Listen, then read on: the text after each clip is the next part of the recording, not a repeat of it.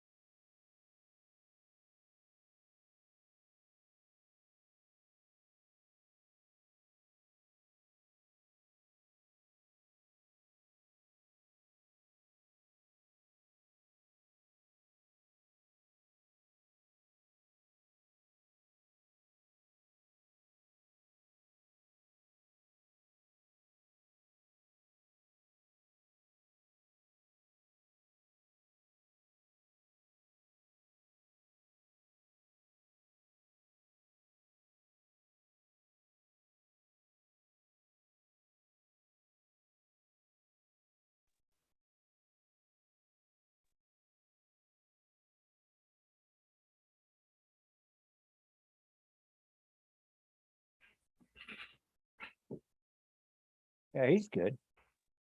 Hello. What? Can you hear me? I hear you. Can you hear me? No. Can you say alio, alio, alio? Alio, alio. I can't hear that. Can you say You can't hear that? no? Can you say yippee okay? Yippee okay, baby. Oh my goodness. Way to start the show off, fellas. Yeah, wow. All right, there we go. There we go, Hey. guys. Just It doing what is- I'm told. Yeah, it is about 10 after the hour. So if you ask Robert, that's our normal time to start. So everybody, welcome to the weekly Alien Factory podcast, sponsored here by Area 51. We got a whole cast of characters in here with us tonight. As always, we got the regular guys. We got the number one team driver, also known as the man, the myth, the legend, Robert Cook. How you doing, Robert? I'm here. I just woke up. Well, you should be all refreshed then and ready to go, Robert. I was watching a 1985 Darlington race. Who won? I don't know. I haven't got to finish it. Oh, okay. I guess he hoping it's didn't the watch same it in guy. 1985. Yeah, I was gonna say, I'm hoping it's the same guy. I think Bill Elliott won. I'm thinking. Awesome Bill from Dawsonville. I think he There did. you go. Well, I tell you what, Robert, I'm glad you were able to wake up for your nap. I was starting to worry about you because it was about 2 or 3 minutes till 10, and there was no number one team driver in the channel. So, you know. Well, I was looking glad forward you to could wake up for us. I was looking forward to having Brandon in here too. Wait a second. What year was that race? 85. 85. Oh, so you were like 70 then, Robert, right? Yes, that's back when Robert was No, young. He's I more was like 30. no, wasn't he? really. I was 40, I think, at that point. Nice, Robert. Nice. Okay, go, I'm sorry. Yeah. Go ahead. That's okay.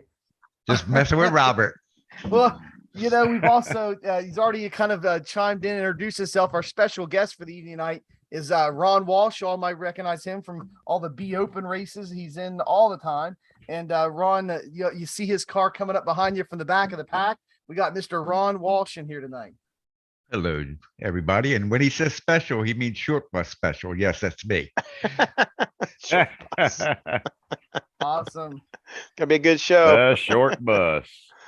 Then My wife is familiar with the short bus. oh my goodness. And then next on the list is Mr. Scooter, Scotty Stevens. How you doing tonight, Scott? Oh, I'm doing great tonight. I'm having a good night because I'm not racing Daytona.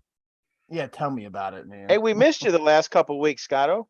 Yeah, I've had guests and company here for about 2 weeks, and it was just busy. Should have brought him on.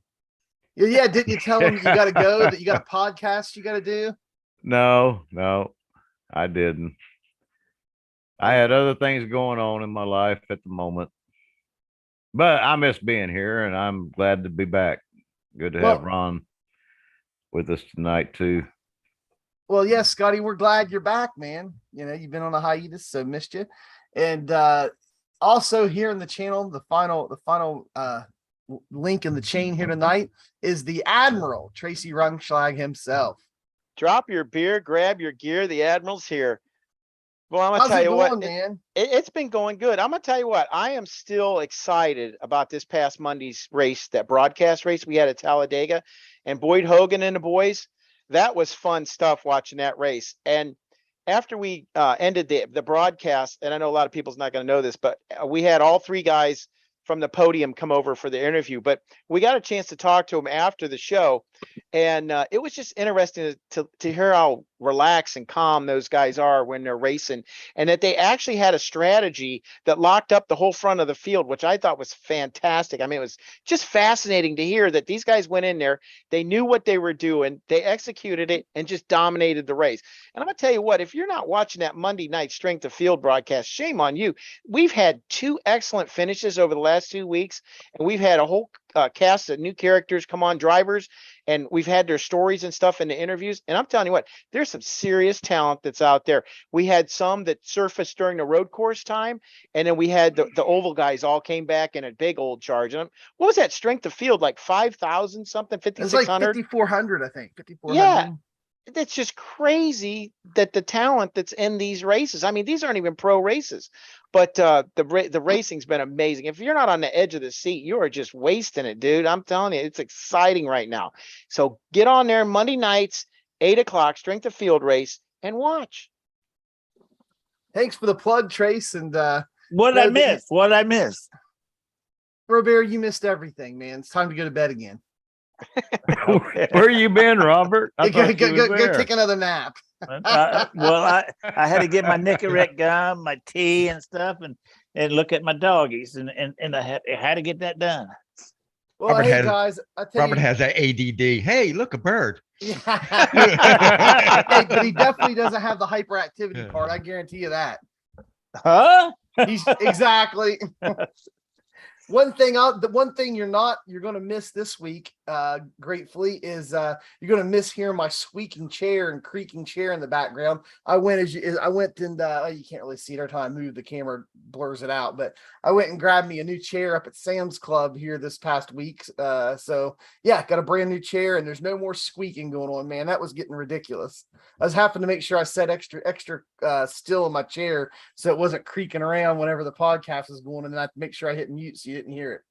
But yeah, I got that. And also I put in about 3 or 4 races at Daytona this week, and first couple were kind of okay, and then the second one I lost more iRating in it than I gained in the first 2. And Ron, we raced that one together. That was the other day, the third one I raced, and Yeah. and that dude turned me to win. That was pretty crappy. I went from first place to 18th place and lost a ton of iRating. And then the day I got wrecked on lap 10 is the second car on the outside line. The guy leading the outside line ran into the pusher on the inside line and just wiped out about half the field on lap 10. That was wonderful. So yeah. And then blow up in the league race. Oh Coming yeah, I out- forgot about that. Yeah, in the league race, I blew up on the outlap. So Oh wow. yeah, I've had a lot of good luck at Daytona this week, so I'll be happy to move on. I put about 235 laps in today, Tracy, at Darlington, so I'm good to go. I ran some long run stints on about 3 or 4 sets, testing it out, and I think I found what I'm going to run with. And yeah, man, I had more fun putting in 235 laps, just me and Robert out there running, than I did racing any of those races at Daytona. I gave him a set I was running. I hated it. It was horrible. Oh, he would not shut up. This is bad. Oh, this is so loose. Oh, man, I don't know. Then about Now 40 it's laps pushing. in. Now it's loose. This is Yeah, just horrible, I don't know. Robert. Yeah, it's horrible. And I didn't know he was talking about mine because I was right on him. Boy, this guy, he's having difficulties. Whatever set he's running, he shouldn't be running that set. Yeah, and then Mikey, and he says, Mikey, what set you run? I said, I'm running yours, man. It's horrible. I felt so bad. But hey, my tire wear was good, and I didn't move around and wiggle like he was doing. But okay. Now, was that the practice session you had up earlier tonight? Yeah. Okay. Yeah, it was pretty, and actually it probably closed right about now. It's probably when it's closed. We had a lot of people in there. Brandon Schmidt was in there for a while. Holden McGill from Pay to Win was in there for a while. We had some guys in there. Cody Talinde was in there. Yeah, Cody was in there for a while. Yeah, he must I have come think in he was after at I the top of the practice last time I was in there. I was in there right before I came in and started. Well, coming to talk to you guys. Yeah, Tracy, was a guy in there with a Proving Grounds logo on the back of his car. Not sure if you know who that is or not, but I was thinking, man, that looks familiar. So I was behind that for a little bit. And Yeah, was that Double D? yeah, Double D was in there. Well, but, good. I'm glad he got out of the garage. Yeah, come on, I don't want to rag on Double D. He hasn't been around in forever, has he? But I'll put it this way: he had a new paint job on his car, and I liked it. It was like a wet red, white, and blue American type theme paint job. I loved it. It was really nice looking. Yeah, he does a So- nice job with the paint. That's for sure. He does a good job. Yeah. So anyway, so guys, we're gonna go ahead and I'm gonna kick things over to Tracy. We got the man behind the wheel. That's what I'm gonna start calling these segments. The drivers is the man behind the wheel. The man behind the wheel works. Yeah, you go. Unless we have a lady on. then we'll be in trouble, Trace. Right. We'll have to make sure we get the pronouns right. But anyway, I'll go ahead and kick it over to you, man. Well, wouldn't that be nice to get what's your Big Boob Betty? Well, I was thinking Rachel Hunt. I was thinking Rachel Hunt, but I don't know if she would come on though, Robert. no, she Yeah, wouldn't. Rachel. Yes, I don't yeah. think she would come on. Yeah, she's having some struggles as well. But who's the one girl follows you on Facebook, Mike? That's the girl we're trying to get, right? Oh, The Kayla. MX5. Kayla. Yeah. Yeah, Kayla. yeah. I think it's Yeah, about her charm. We'll have to She hit her up. won an MX5 race the other day and had the video posted on our YouTube channel. I checked that out. It was pretty good.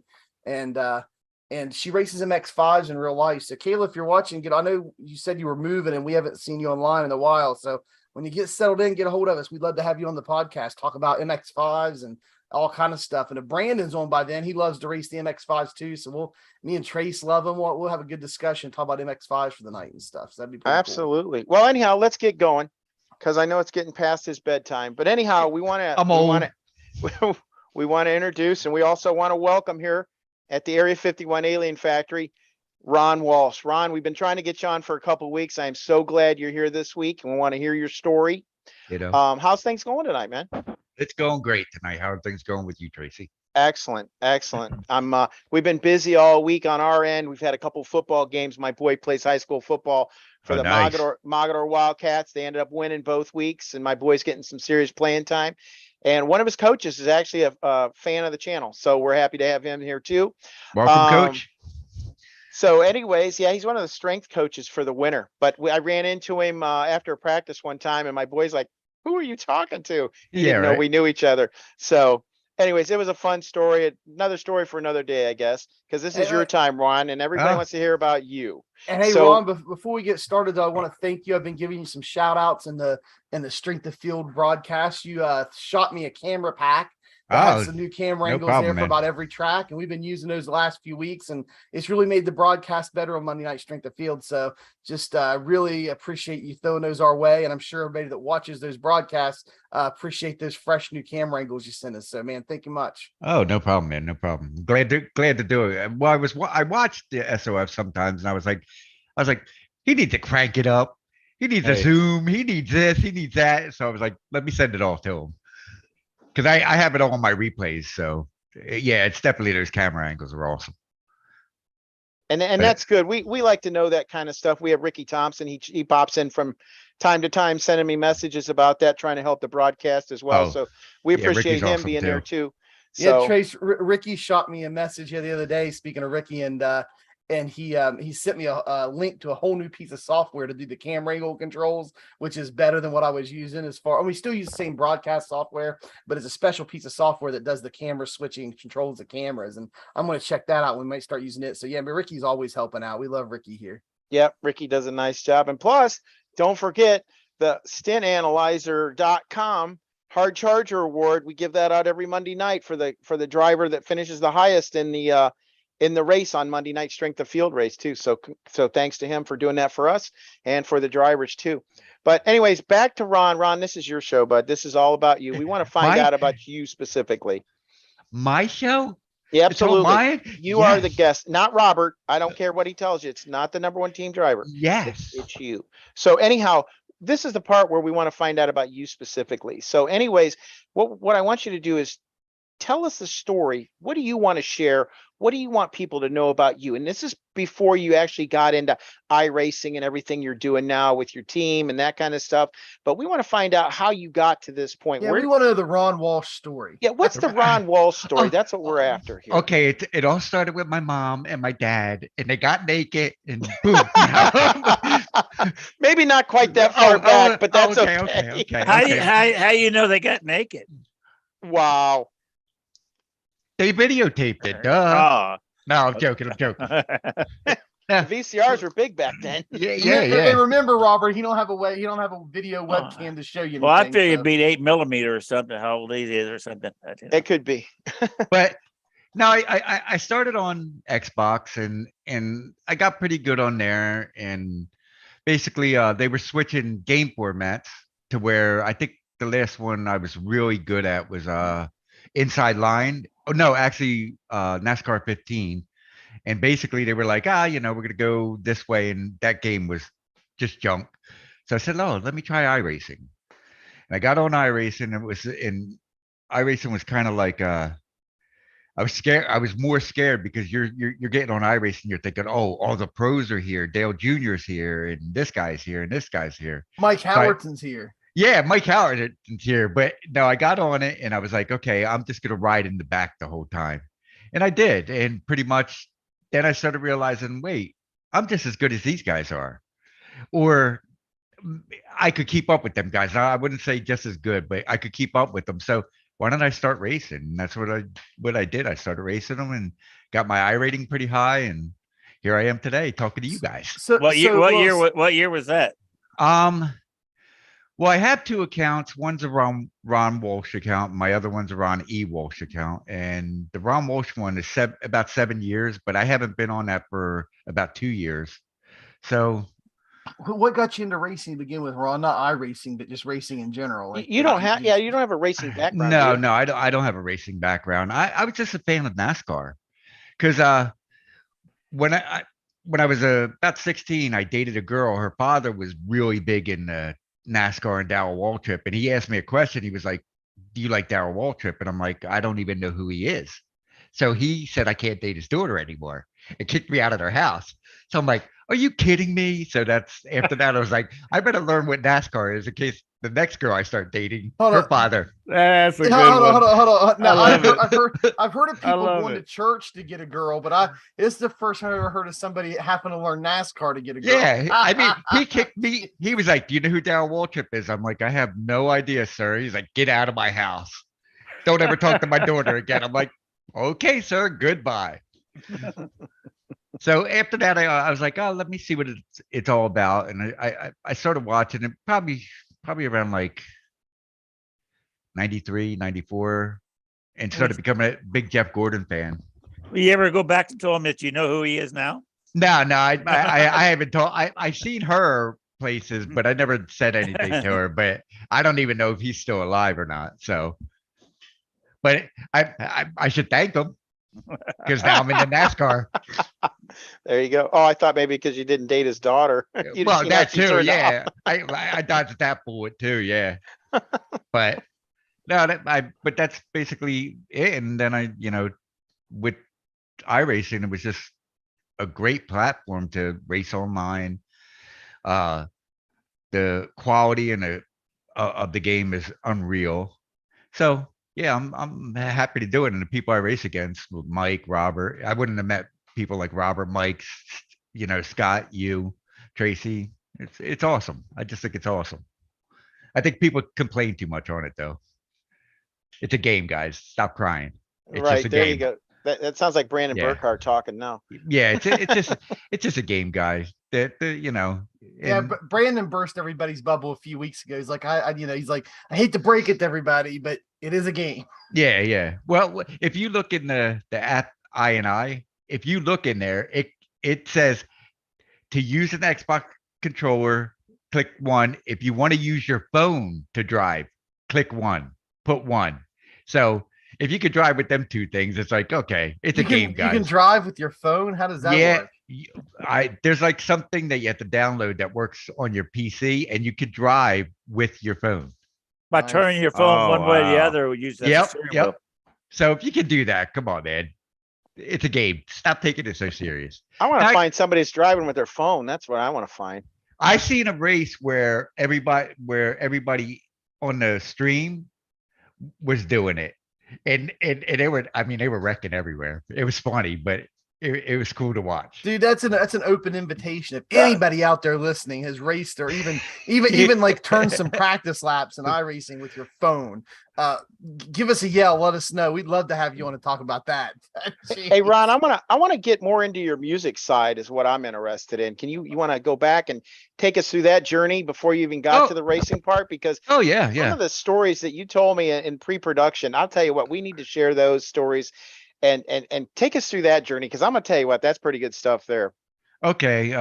Yes. I was a rock and roller in 80s hair metal. I had long jet black hair, had the makeup like Motley Crue. Hey, I've seen you all decked out in one of those pictures before. Oh, have you? Have you? Yeah. Okay. I can't remember. Maybe you shared it with me or Yeah, I somebody think else I did. might I have can't shared it. remember. Yeah, it But was pretty wild. looking like, I was, a member of Motley Crue and like I said, the makeup, and we would basically, we weren't a signed band, but we were a band that would go on tour with like bands like Skid Row, Twisted Sister, Dokken. Who else did we go on tour with? Bang Well, Tango. A lot of were you wearing the makeup when you went out to it with that one girl? With his dad ask you if you'd like to walk? no, on? no, no, no, Okay, I no, was just no. wondering. I was Yeah, in the that might have been the reason why. Yeah, You that might have did been the at his reason house, I why. was thinking, Yeah. I was a rocker back then, but I was in the transition of going to, that side of being a glam hair metal guy.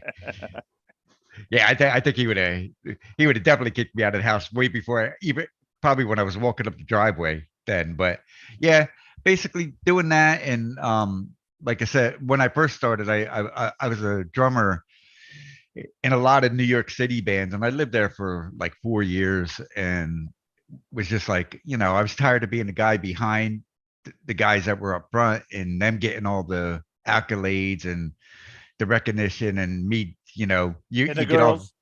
Yeah, exactly. You get off the stage and like nobody's talking to you. Oh, you're the drummer. Here, can you hold my towel for me? You know what I mean? So, Could you go get us the drinks? yeah. Can you get us a drink? Can you load the car, please? Yeah, okay. But so I stopped that, and I started writing my own stuff, and was like, listen, I think I can be up singing and playing guitar, and that's what I did. And that's when we started going on tour with all these other bands and stuff. So Now, when you say tour, you're talking them. Those guys were national touring guys, right? You were well, on a national tour. yeah, basically, people don't realize with the music business, it's not, hey, it's not how good you are, it's how much money you have to do this. And a lot of bands, like a lot of opening bands, they pay to get on a tour, and basically they're supplying this to a band or supplying that to a band. It's not, hey, you guys are really, really good. It's somebody, a backer for them, is going, hey, here's $10,000. Can they be on your East Coast length of your tour? And that's how Okay. it works. And that's just for the recognition, right? It's almost like that free our advertising. Well, I mean, pretty much, it's like you're not going to get much exposure by sitting on your couch. Right. You know what I mean? So basically, I'm going to get more exposure by going from Florida all the way up to Maine and over to Ohio and everything, instead of sitting on my couch going, hey, listen to my song, listen to my song, listen to my song. So yeah, that's basically how it works. And it was fun. I mean, it was definitely worth it. Now, did you ever get a band once you guys got established, call you up and say, hey, we're coming to town, we need you guys to open for us? Anybody try to get that? Oh yeah. Well, like I said, we opened for Skid Row, and being from Jersey, the big club here in Jersey is called Starland Ballroom. And whenever Skid Row played there, we were always right before them. They'd always call us up because the guitar player that played with me was really good friends with Dave the Snake, the guitar player, and Rachel, and I think Scotty Hill of Skid Row, really good friends. Like, hey, I'm coming over your house tonight. I'm bringing beer. I'll see you in a little bit type friends, So basically, every time they came into town, they were like, hey, we want you guys to open up for us, and we'd Yeah, be there. So that's totally cool. Yeah, I used to roadie with some bands around here locally, and Right. about the best thing we had was when Bon Jovi first came out, and they played a bar in Canton, but I think they were at Blossom at first. If I don't know if you guys ever came to Blossom or not, in Cuyahoga Falls, Ohio. No. Okay. Go ahead. I'm sorry. Yeah, I was gonna say it's just outside of Akron, but it was one Okay. of the Okay. popular venues where the major acts would come through. A lot of the guys you're talking about, a lot of the bands Yeah. used to play there in the summertime and stuff. But a lot of times after that, they would have shows and they would go do favors for like guys at bars and stuff. Come in and hey, these guys are coming in, they're gonna play for a half hour or whatever. And in this particular case, it happened to be who'd I say, Bon Jovi, when they Yeah. first came out. And the problem with that was those guys came in and they were just kind of reckless. And I don't know how it was for you guys, getting run around. I'm sure you did. But a lot of times they'd say they're going on at 9 and it would be like almost 10:15, 10:30 before they even come on, and everybody's getting restless. And then Yeah. when they were gone, then the band that I was with, they would go on. But by then it was like midnight, 12:30. You barely got a full set in by the time it was time to close up shop, So it was a lot of work, but like I said, I don't know what it was like from the band side, but I know what it was like from the roadie side. And it was just a Oh lot. yeah. Oh yeah. Well, you should know. When you went to the club, you had to be there like 1 o'clock in the afternoon Early. to load Yes. in, Yep. and then basically you just sit around your hotel until like 8 o'clock, 9 o'clock at night to play, and you get there, and it's just like, oh, we're running late, and you're like, oh man, come on, I don't want to, and then you're out to 3, 4 o'clock in the morning to load up your equipment, and then you have to be back on the road again Right. to the next show, and it's like it's very tiring. It's very tiring. It's very tiring, especially Man, like this through the sounds- holidays and stuff. This Go ahead. sounds just about like being on the road wrestling. Just Oh instead yeah. of the equipment, it's the wrestling ring, and same rigmarole. I mean, it's almost identical. The story you're telling. Well, what people don't understand is you put to do a show for an hour of, say you wrestled, right, and say I played an hour. It was a 10-hour adventure to get everything there, to get everything yeah. set up, and it's just like, and there were days I left my house, Ron, at like 10 o'clock in the morning, Yeah, get home to like 2 in the morning or 3 in the morning. Yeah, it's 10 great. hours The of next work day. to do 1 hour of entertainment. Exactly. And then basically being on the road, because when you're not a signed band and you don't have the like big tour bus or anything, you have to switch off driving the RV or the van or whatever. So you've been up for 13, 14 hours already, and you still have to drive another 8 hours, and it's just like, oh man, it's very, very drooling. It's a labor of love, that's for sure. Oh yeah. Hell But you yeah. look back on it, especially when you're having a good time, think the night's just clicking off and you're having a great time, great people, you're partying, stuff like that. Oh yeah. It's a good time. Yeah. I miss it. I do. I'm not gonna lie. I do miss it. I do miss my ex-band members and hanging out with them. But So Ron, what I don't know if you said earlier, but tell everybody what instrument you played. I started out on drums, and then later on I went to playing guitar and singing.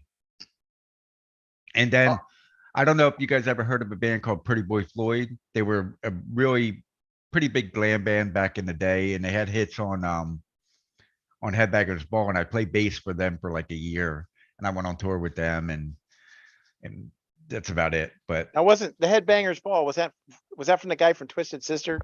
no, Headbangers Ball was Ricky Rackman. Oh, yeah, that's it. And it was like on every Saturday night on MTV, and basically, if you were a heavy metal guy, you were home watching that show or VCR in it, recorded What on year was VCR. What year was this? Like That the was 80s or back something? when Oh yeah, definitely the 80s, Robert. Yeah, that was back when MTV actually played music, for those that don't know that. Yeah. When for a decade it was all 80s hair metal. So Oh, the good old days. I remember that. God. I remember the first day. You remember the first day? MTV? When their first video 81. video killed the radio Killed the radio star. Yep. Absolutely. Absolutely. I was getting ready to go to school and they played that, and then I had to go to school and come back, and it was on. I thought it was cool after that. Well, I remember 1984 New Year's Eve. All I want is my MTV. Yeah, well, 1984 New Year's Eve. I remember sitting in front of TV because at the strike after 12 o'clock, they were playing a world premiere of Van Halen's Jump. And I mean, I didn't go out because Van Halen was like a huge band for me. I didn't go out. I went to see that video, and I was like, keyboards, really? They're using keyboards? Come on, man. But became a great song anyway. All right. So we talked about the highlight of your career. How long was your career? Oh, that's a hard one because I got my first I mean, drum. did you play in high school, that kind of stuff? Oh yeah. I got my first drum set when I was 5 and tinkered, and then I got into the marching band. I think my first band, I was 17, I'm thinking, and I played all the way up until 2012. So I don't know how long that would be.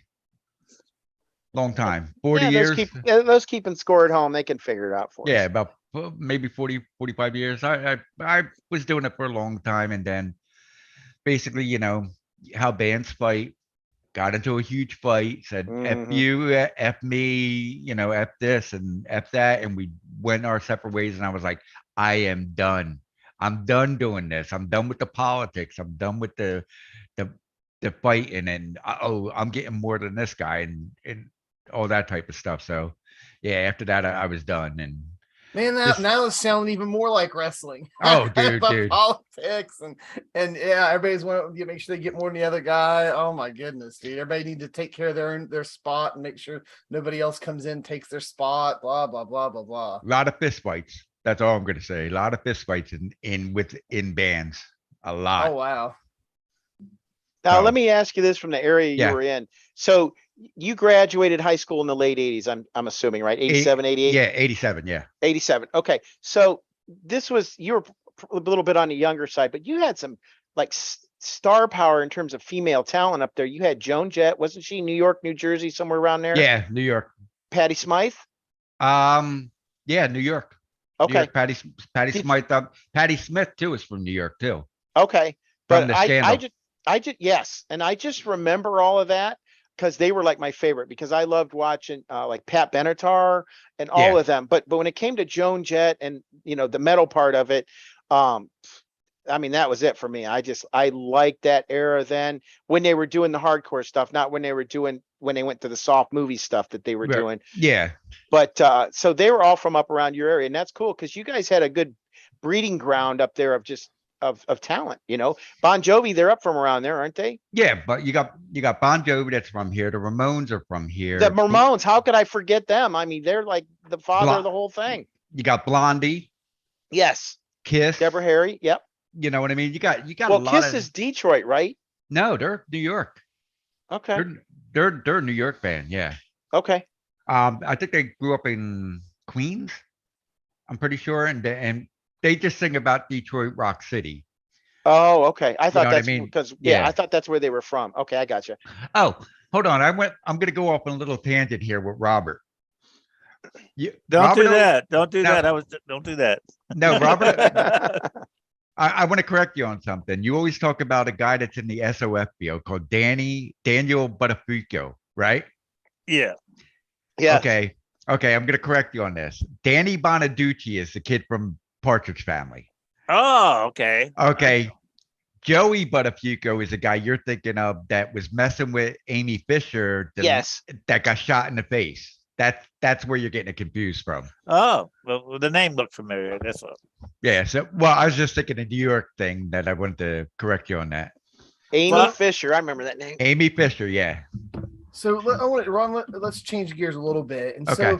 so, yeah, everybody in Be Open, we all know is a pretty tight knit community as far as iRacing goes. I'd say, I've raced a lot of stuff. Like me and Brandon raced tons of stuff. When Tracy, we race MX5s. I race the open wheel stuff. Right. Sometimes we'll race the GT3 stuff. We race A Open or B Open. We'll race some of the other NASCAR stuff. But out of all those things that we race, I mean, by far in iRacing, I found this is one of the reasons why I stayed in the Be Open. Not only do I like the cars, I think the racing's better, but I think the communities in the regulars, the regulars you see each week are pretty respectful to each other. It's a pretty decent community. Right. And a couple of years ago, you were gone for a while, and a lot of people were asking about you. And Yeah, about a year and a half ago. Yep, and was real concerned. And then somebody on your team, I don't know if it was Brandon or John Vanderwall on your team, came and told everybody kind of what happened. And everybody was interested, hoping you'd come back, and then you finally got back, and you're back in the swing of things now. Yeah. So for those who doesn't really know, if you don't mind talking about it, kind of let everybody know what happened and where you're at and how you're doing today. Okay. Last year, March 2nd, about 3:00 in the morning, I was having pretty bad chest pains, and and they weren't going away. I took some aspirin, they just weren't going away. So I went and woke up my girlfriend. I'm like, listen, I think I'm having a heart attack. And comes to turn out that, yeah, I was. And I coded. I coded. It took them like 20 minutes to revive me and everything. And thank God, knock on wood, that I'm here to be able to talk about it. But so they brought me back, cut open my chest, had me on an impeller machine that pumps your heart for you. Had wires going through my mouth into my lungs to clean out my lungs. Had a feeding tube in me. Had wires in my neck. That were, I forget what they were doing, but basically they had me in a coma for about 3 weeks, because if they didn't put me in a coma, they wouldn't be able to get my lungs all clean, because basically after 3 weeks I just started coming out of it, waking up and everything, and started coming to, and they took out the wires. I couldn't talk. I was like pretty thin. When I went in, I was about 200 pounds, and my girlfriend said I blew up kind of like a bubble with water during that. And then basically I lost that, and I went in about 200 pounds, and I came out about 97 pounds. Couldn't walk. Really? Yeah, I couldn't walk. I couldn't. I needed help getting up. I really couldn't do anything. I couldn't go to the bathroom on my own. Couldn't shower on my own, and I just had to rebuild myself. And thank God I did. And I'm here, and thank God I'm here. God be blessed. You know what I mean? And it's been a year and a half now, and now I'm up to 192 pounds, doing good. You sound And good. yeah, and I mean, I have my days. I have my good days where it's like, yeah, I'm not feeling good, and I don't want to get off the couch, and because there's days where you get chest pains, and you're like, oh my God, am I having another one? But so far, so good. I'm glad I'm here. It didn't really take you too long a few months, it seemed like, to get back in the swing of things in your racing ability. Well, I would come on, and when I was feeling better and I could get up and walk on my own and all that, I was feeling good, and I would come in, I'd try it, and then I'd be like, okay, I had to go lay back down again. It was just, rebuilding myself. That's all I had to do. God gave May, and I say this, March 2nd was my alive date. You know how like military people come back and they go, okay, I'm alive on this date again.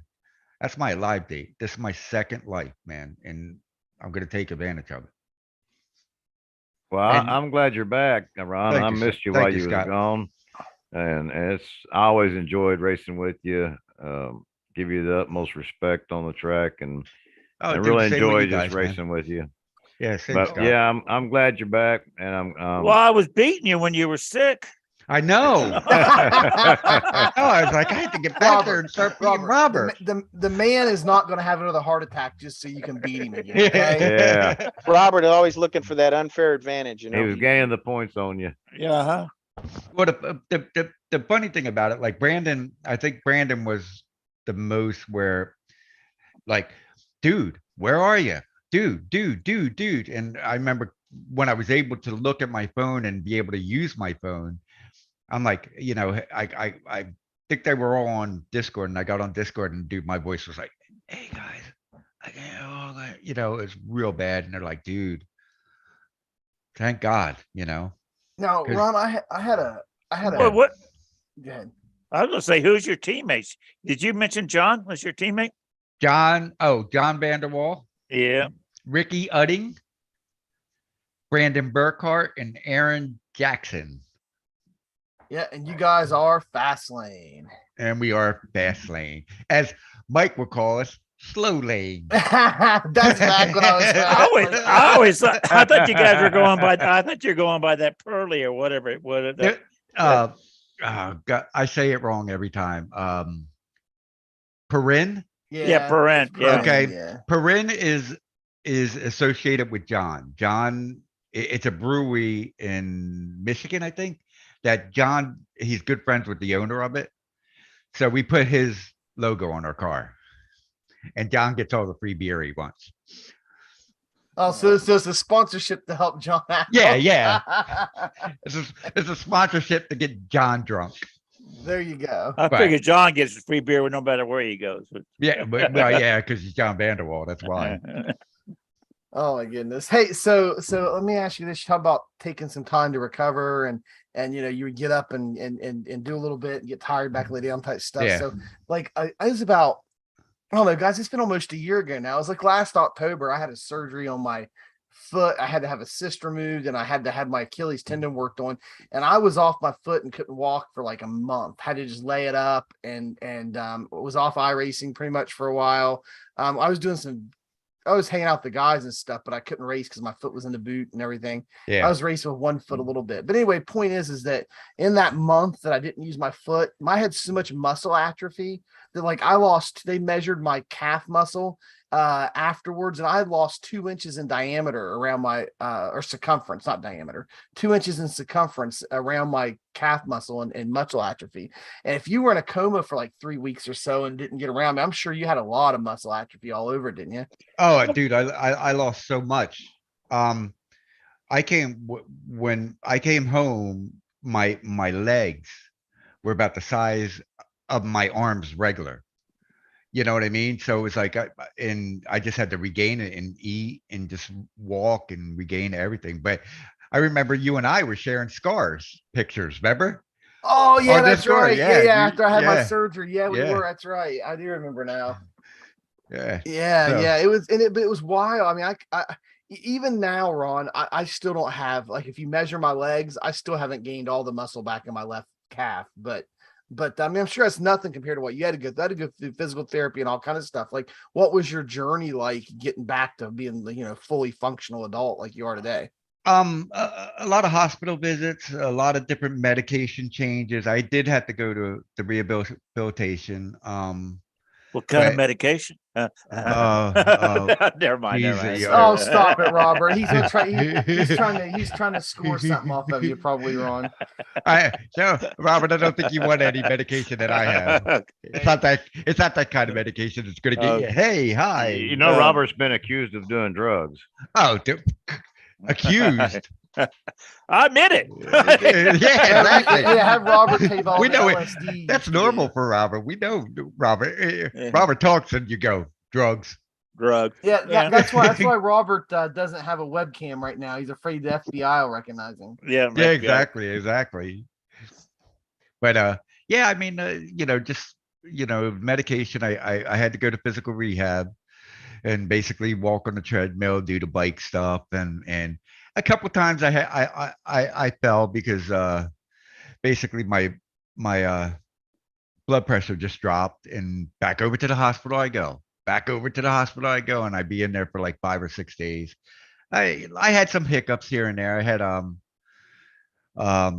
inflammation around the heart, which is bad. So I had to go back in the hospital for that.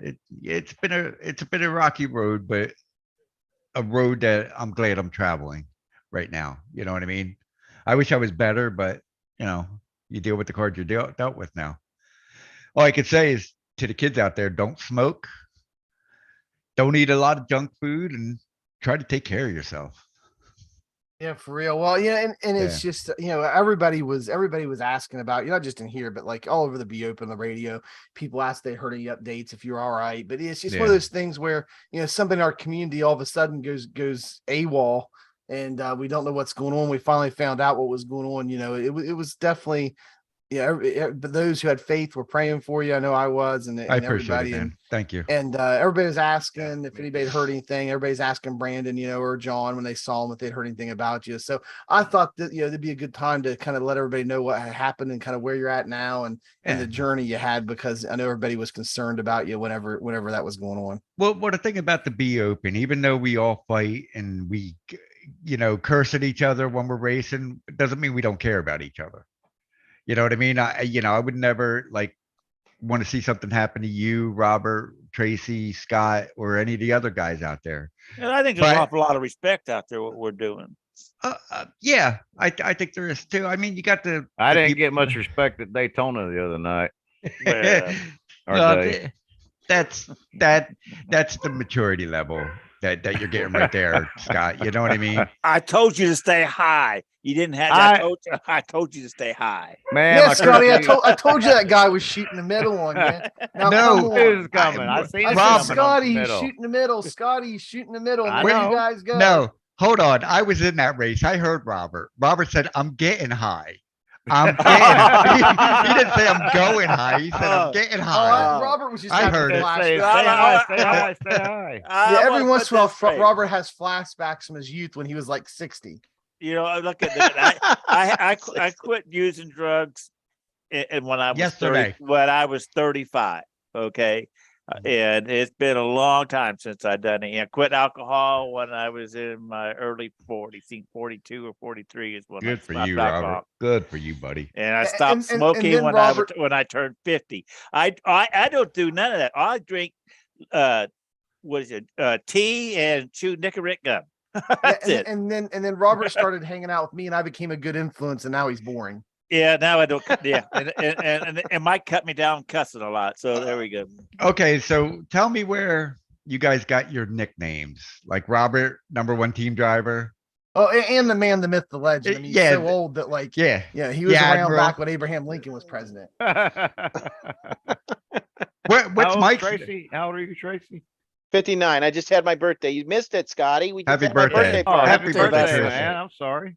Now, no worries. Scotty's original My son Scotty's got married original today. nickname on the team was the Bulldozer, but he's affectionately known as Scooter, and that just popped up on his Discord, Ron. Whenever we invited him to the channel, his Discord says Scooter on it. I guess that's a nickname he brought with him. Wait, but- why was he the bulldozer?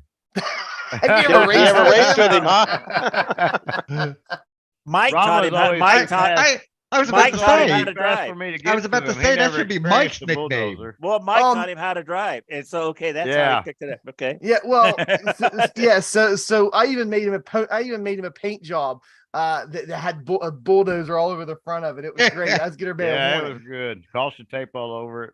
Yeah, I had Well- caution tape on mine too. It was Well, I guess dangerous. Mike's nickname was the plow, right? No. Well, when we had those matching cars, Ron, mine said danger zone all over it and Oh caution. Jesus! And Robert said bulldozer.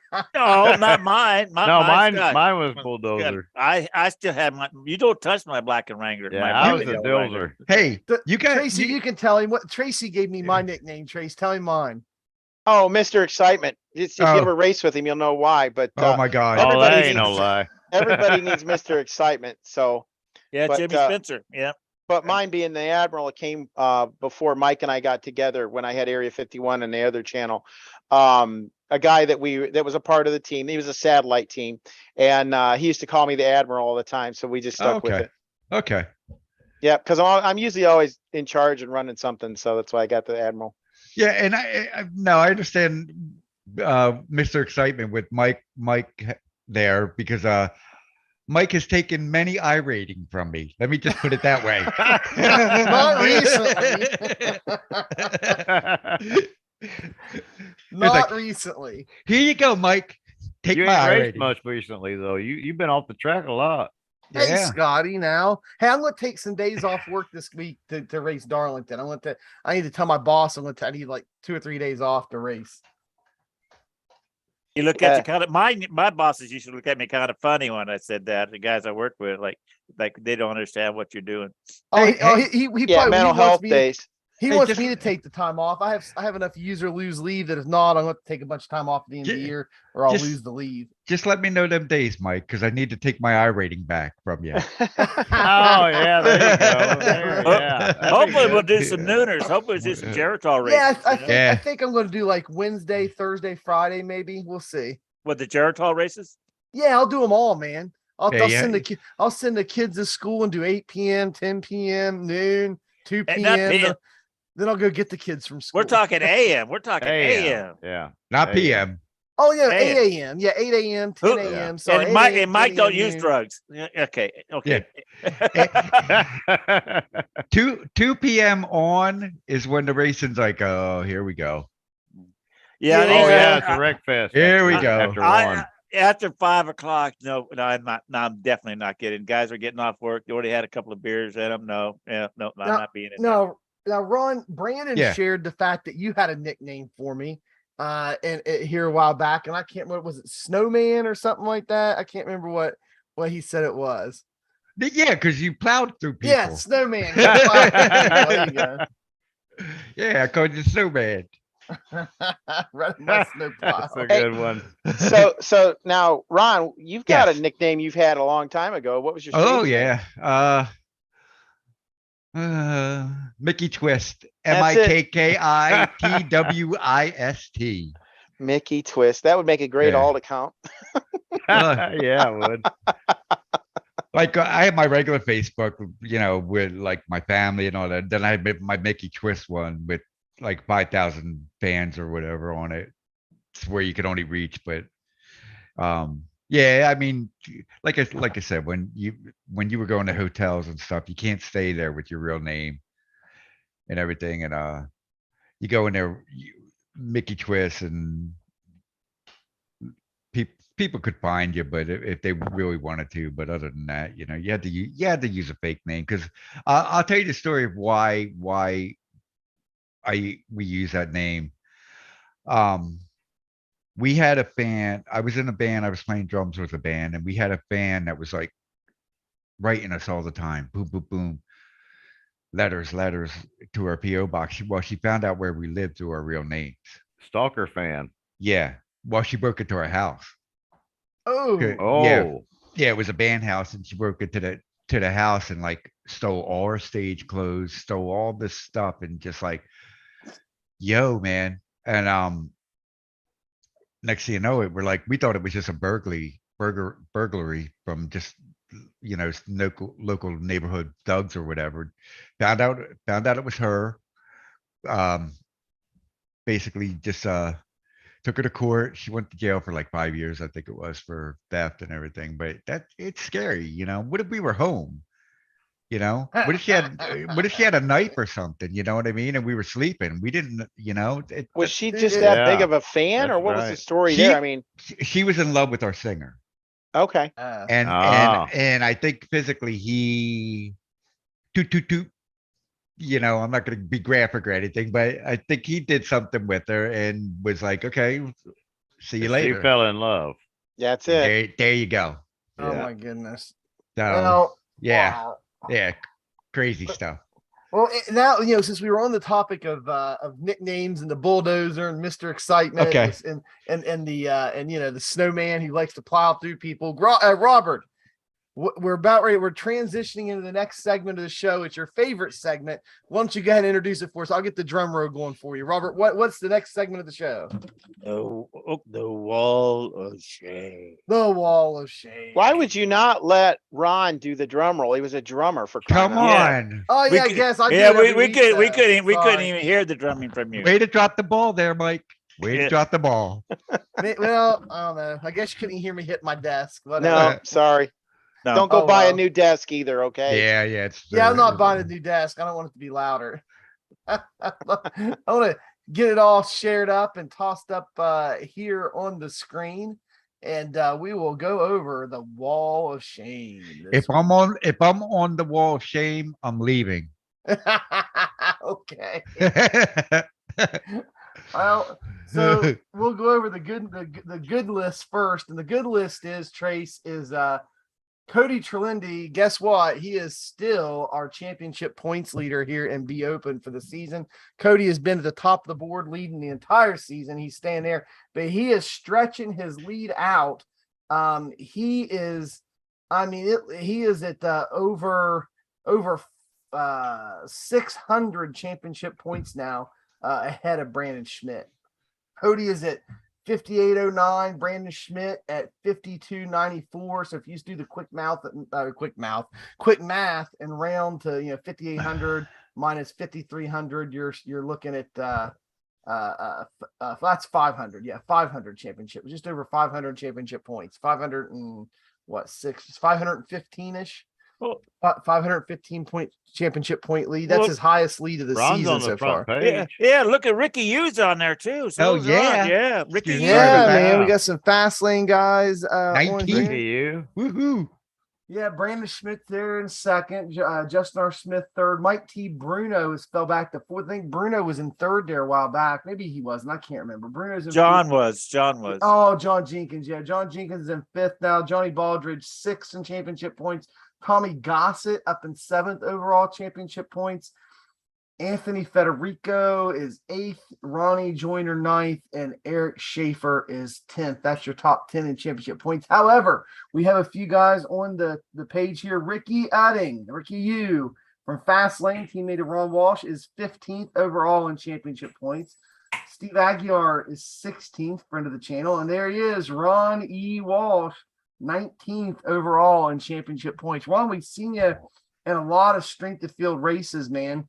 What are those like this year? We've been broadcasting a lot of them, but what do they like to be in? I've been in a couple, and compared to them guys in the top split, yeah, I don't hold a candle to them. So it's like I'm a back marker in them stunt the field. Oh no, those races. guys are insane. Yeah, it's people like Brad Mahar and Cody But- and Brandon. They're a whole other level. So Go. I'm not even going to try to compete with them. I hear you. I mean, I like Ron, what's your I rating, by the way? 57, 80 something, I think. 84. You're not exactly a start and park car, that's for sure. But I mean, 57, you must be doing some racing. Well, I mean, I don't. He's going in there and whoop it up on us on the Geritol. Can you believe Yeah, that? yeah. I like beating up on old people. You know what I mean? Now it's. I mean, the way them guys race, and they race very aggressive. I'm not that type of racer, so I don't belong up there. You know what I mean? It's like I'm not going to get up there and try to make it 3 wide and try to put my car someplace that I'm not going to be able to handle it. Them guys will do that because they can do it. I can't do that. You know what I mean? I mean, I can hold my line, but I can't race like they do. I try, whether I'm successful Yeah. or not, that's a different story. We'll get into that in the second part of the show. I'm going to ask you more about that. Yeah, but, no problem. No problem. We've got some people that want to learn and get as advanced as you are. And we've had some great information from some of these drivers, and we're finding out, and we've always said this, Mike said this, a lot of people, they go out and buy tons and tons of setups, and it turns out it's not the setups. So anyhow, we'll save that for another part. Yeah. Yeah, so well, guys, that's pretty much the good list here, your top, kind of a summary of your top 25. But let's get into this week. Let's get into the meat. Yeah, we'll get into this week here at Daytona. I think we're on week 20. Because we know super speedways, you can farm safety rating. Oh, absolutely. Yeah. Uh-huh. Now wait a second. Are you guys in Division 1, Mike? Robert Yes. and Scott, you guys all No, Division Scott 1? and I, Scott and I are No, Division two. I'm Division 2. Oh, okay. I was like 3,300 when it came Yeah, February. I'm Division 1. I've been Division 1 for a couple of years now, but Well, I know them two made it over. Isn't it 3,500 to get into Division 1? 35, yeah. But you got to be What- 35 to first race of the year, though. Yeah. Oh, okay. I didn't know I that. was 35, and then when they had those 4 races or whatever it was, and I played those and got down to 33 or something like that. So Okay. Well, Trace, I tell you what, that strength of field race this week that you were I talking, see somebody already that we who might be in. broadcasted. Strength of field race that we broadcasted this week, the 5,400 strength of field on Monday night. Looks like Boyd Hogan walked away with 323 championship points in one race. I think that's the highest.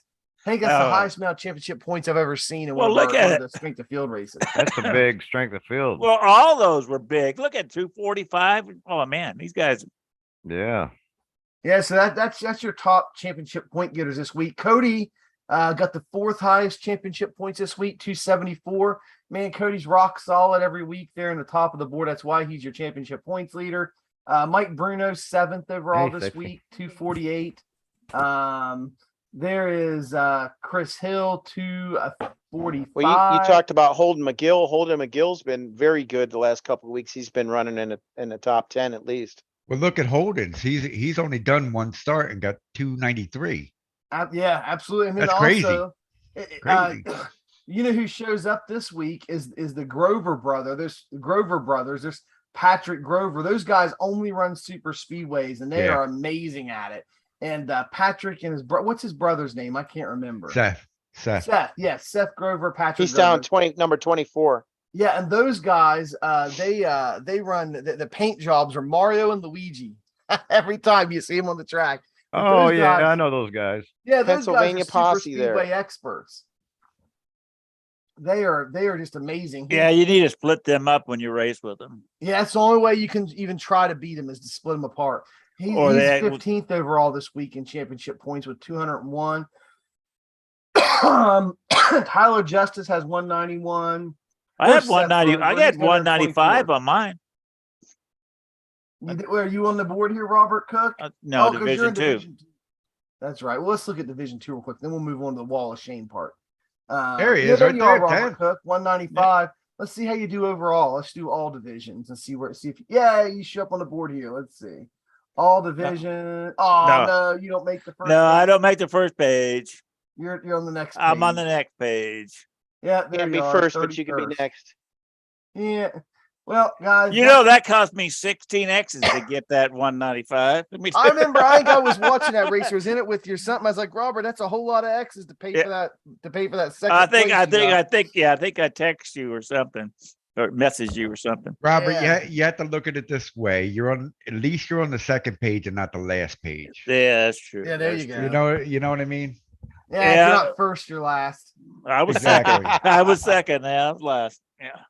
Maybe we You're can just get the- Ricky you're Bobby just on the first show. loser, Robert. I You're the couldn't do anything. I couldn't tell anybody either. If you tell somebody you got a 4X and you're in second place, guess what's going to happen to you? You're going to get bumped a little hard, aren't you? And get black Well, I'm flag. telling you, man. Second place is just the first loser. Yeah, that's the first loser. No, Yeah, my week been pretty good at here. I think I had one bad day, and the rest of them I walked away with points. All right, Robert, we need to get your calculator out, man, and we'll start working on Well, you gotta see put you it later, on. Ricky. Ricky said it's his bedtime. Ricky Thompson's headed to bed. He Good said night, to see- Ricky. Thanks for he said- stopping Ricky by. Good night, Ricky Thompson. Ricky must be on the wall of shame. That's Good probably night, why Ricky. he's leaving. Yeah, maybe he is. That's why he's out. But yeah, so let's look here, Robert. Break out your calculator. Let's figure out who has the most incidents per race. But raw number of incidents, 131, is by Seth Grover. Grover. But The Grover he had brothers. 19 starts. 19 starts. He had 3 wins. Seth Reeder, 10 starts, 63. That's like 6.3 a race. Not seeing anything wild here that's jumping out at me. Chris Hill, 59 points, 11 starts. Not really that bad. Here we go. Now we're starting to get into it. Landon Lucy. He had 55 incident points with only 6 starts. So Oh, we're I getting- remember that guy from a That's race. not that. yeah, he big. wrecked me at least once. He wrecked you too, didn't he, Scott? Yeah, that's Okay. the guy. He was the so- guy that shot Okay, the middle on you. Jonathan guy. Scott. Jonathan Scott Wall, number 24. He was in one race and he had 22 incidents. So there you go. Yeah, Jonathan Scott. Well, I think that's flat hands down the winner there. Yeah, he is. I hate doing it off one race because like we've all had a bad race. He obviously knew when to fold his hand, Well, but that's the easiest one to find. yeah, but we'll go ahead and give it to him. Jonathan Scott Wall is our winner in Division 1 for Wall of Shame, and the But runner up. he only did one race and knew when to quit. That's right. And the runner up this week is Landon Lacey is your runner up. So either one of you guys want to come on talk about the bad experience you had this week. And John, I'm with you, dude. I have those races sometimes and I just pack it up for the week. I'm like, if it's going to be like this, I'm not doing no more. So Dude, yeah, wait. Jonathan, Do they win money? I You get an wish, alien head. just bragging rights. Yeah, Oh, you darn get it. you get a I was virtual about to say, alien if head they- for your car. If they Yeah. win money, I'm going for it Big next week. Big Blue Betty might give him a hot dog, maybe. Hell, I'm Tra- going Trace- for it. Tracy will send Tracy, we need to make up an alien head logo that's especially for the Wall of Shame. Yep, And virtual that way we alien can send head. it to guys they can put on their car. Absolutely. But, Absolutely. yeah, So congratulations there to Jonathan Nice. Scott Wall and Landon Lacey. They are your two Wall of Shame winners this week for Division One. Now here's the fun one. Let's go to all divisions. This gets wild sometimes. All divisions. Oh my goodness gracious. Ronnie Van Dial or what? I don't know. He had That's not bad, 270 incident points, but that's 37 start. How do you run 37 B open races in 1 week? I mean, you're basically Well, racing around. Yeah, We're it's gonna racing try to a get lot of Stephen races. Harry on in a few weeks, and we'll Yeah, he find had out how you 38 run that. starts that 1 week, didn't he? Yep, we'll find out how he did. I think COVID Wait. was involved. Wait, when you do that is for Daytona, isn't it? Okay. Yeah. Yeah. only Yeah. Daytona Oh, only. But okay, he's a okay. Division 6 driver. I mean, Wow. he only got 64 champion points. Yeah, but I'm just, how do you run 37 races in a week? Tommy Helly did 31. I mean, they're literally racing like every hour they're awake. Yeah. And that's just be open starts. That's not counting anything else they might have done. Well, you never know. I mean, they could be retired like me, so you never know. That's true. Yeah. I'm retired. I could race all day if I Yeah, wanted to. yeah. But I'm Let's- tired of losing iRating. I'm retired. And I don't only race about 1 or 2 days. That's it. Well, You- so You cherry pick races, Robert. No, I What? don't either. No, I do Yeah, not. because No. he doesn't. he runs a He doesn't want. Geritol. He doesn't want to lose rating. No, Yeah, he won't I- race in the evening race at all. Yeah, Oh, yeah. I don't blame won't. him. No, No. no, no. That, like I said, that guy's got a couple of beers in him, a lot of egos in there, and no. Yeah, no, yeah. I'll watch him. I'll watch him, but I won't race him. So that's 7.2 a race. The guy that had 270 incident points and That's not- 37 stars. That's That's crazy. not That's horrible. that's not bad. That's normal. That's you get 8 X's. Yeah, Yeah, you know, Tommy Helly is 7.4. Let's see. I what think you're else gonna we have got to go to the going here. next page to find. Yeah, let's see. Man, all these guys had a ton of starts. Wow. Also, the hard thing about it's Daytona, so you're gonna have that high number because of Daytona.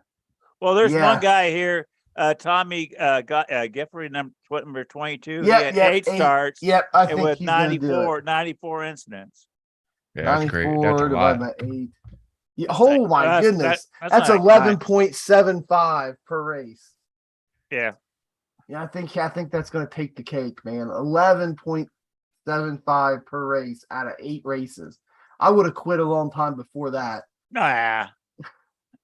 Just say decent. Well, come on. He's a Class C now. He probably lost some. He probably no longer a B, so he had to give up. You know? Oh yeah, he is. He's down to C 1.74. He must have Yeah, and he lost the keeps license going. and He'll be everything. back to a D. Yeah. Yeah. Hey, I like to say I've never raced so many times at a super speedway and I lost my license. But if you're gonna lose it somewhere, it'd either be a super speedway or Martinsville, one of the two. Right. Irwindale figure 8 occasionally. Yeah, Well, there you you know, go. well, look at it this way. He had 8 of them. He should have quit while he still was a B, unless he really don't care. You know, Well, That's it. That's if he even was a B. you had to be a B. Yeah, you had to No. be a B. Well, No, he's to from, be he's from open. France, so they might do it a little different. over there. He could have been a class 3.0 and still racing No, B or No. I thought it was Can he? 4.0. I thought it was a Well- Class C 4.0. Yeah, I but the moment he dropped below 4.0, he wouldn't have I wouldn't thought have qualified you. anymore. If you're a C, you can't race B open. That's what I thought. You Yeah. can't. So he lost his license in the Oh. B sometime. Man, That's what I'm Tony, saying, that's that a- Tony, He should have. That's crazy. He should have quit before he went down Yeah, that far. Tony, man, you got to quit while you're ahead, dude. But you know, it's that dice. I'm gonna get the next one. I'm gonna get the next one. yeah, Yeah. it's like playing a slot machine, pulling the lever, and it's always coming up. a loser. Mike's never had that problem. I know. Yeah, Well, really. Like I said to Mike earlier, I said, you know, when I look at the Daytona schedule and I look to see who's in there, I'll look to see if I know people because I know how they drive and I know if I need somebody to work with, I'll work with like me and Mike did the other day, you know, and we had that race, Mike. We I had that know, race. we had it. If I it wasn't worked for the bad. caution. Yeah, I worked with you and Ricky until you guys got. And when I came in second place, I worked with you guys. Yeah. Hey, yeah. I pulled a classic Mike move, Mr. Excitement. And me and I used a lap car as a pick on the guys we were passing. We shot right past those guys. And if it had that caution hadn't come out, we were headed to the house, man. We were Yeah. done. That thing was ours. 2 laps to go, Tracy. 2 laps to go. And we get a caution. Oh man. And that then was- and then I can't pronounce that guy's name. Norfert. I don't know. Norbert Rebeskinski. Oh, he's the Yeah, one that went, he Dude went down below just the. straight up went below the yellow line there where the pits are. Pin entry is there in Daytona. Just went right below the yellow line, got into my bumper, and turned me on purpose for the win. It was dirty. I It was heard about- you could protest him on that stuff. If it, Yeah, and I've got it in my stream. I could because I forgot to save as I Okay. exited, but I can send my stream in where I was showing the replay of Matt it. Malone was talking to Nims a couple of years ago because Matt crossed the yellow line to win the race, and he wanted to know if it was legal. And Nims told him as long as you didn't bring out a yellow, it's legal. Well, yeah, but I'm talking about the turning me part too. I mean, if Well, he see, would have That's what I'm getting at. hadn't That's turned what me, I'm it getting would've- at. If Yeah. he didn't turn you, it was all right. You couldn't protest him, but since he caused a wreck and crossing the bottom of the yellow line to get the win, then it's a protestable. Well, not offense just that, there. but the dude just hooked me. I mean, it was blatant. And then about 5 guys went don't- and watched it, and they were Yeah. like, they told the guy that was dirty, man. You turned him, and he was like, he wiggled a little bit or something. I don't know, whatever he said. I don't know, But you I know was what I pretty saw hot. this week, though? I really didn't see too many people go below the yellow line at all this week. But yeah, Ron, for a that made win. me so mad. Me and you went from taking that thing to the bank and cashing in on the win to That's all to good. the caution to me getting turned and finishing 18th You- place. And Yeah, wherever you Scotty finished. finished 19th on that race. That's when I Yeah. told him to stay high, stay high. Yeah. Well, I'll tell you what, Jeff, or not, it was Tony Jeff Roy, Tony, man, you got to know when to quit. Pulling that lever, it was coming up a loser every time on that slot machine, brother. If you want to come in, we'll talk to you. We'll talk to you about when just quitting, and sometimes whenever you're behind like that. But what he's or if you had a bad of safety in there, yeah, you definitely don't want to lose your license. Sometimes, Or- given that low of a safety, it could be your driving. Yeah, well, he's Division 5, so Tony's probably just starting out. So Tony, Oh. man, if we Well, can we line don't. up, You can't Well- drive like Earnhardt. That's how I learned how to drive. You can't. Back in Pirates days, I'd bump people out of my way, and you didn't get in trouble for that. You just got. That's how I thought you had to race in NASCAR. You bump them out of it. That's what I seen on TV. So it don't work Yeah, here. it works. But Tony, we'll hook something up if you want to come on and talk about it. But I know you're in France, so maybe we can get the time zone thing worked out. But we'd be glad to have you guys. That is the Wall of Shame this week, Robert. All right. All right, we are back. Let's go. Let's move. Well, I into our- didn't make the wall of shame. That's good. I know, We gotta see, get out of the Oh, garage. the bulldozer didn't make it. You should have made it. I didn't have that many races. I had 3.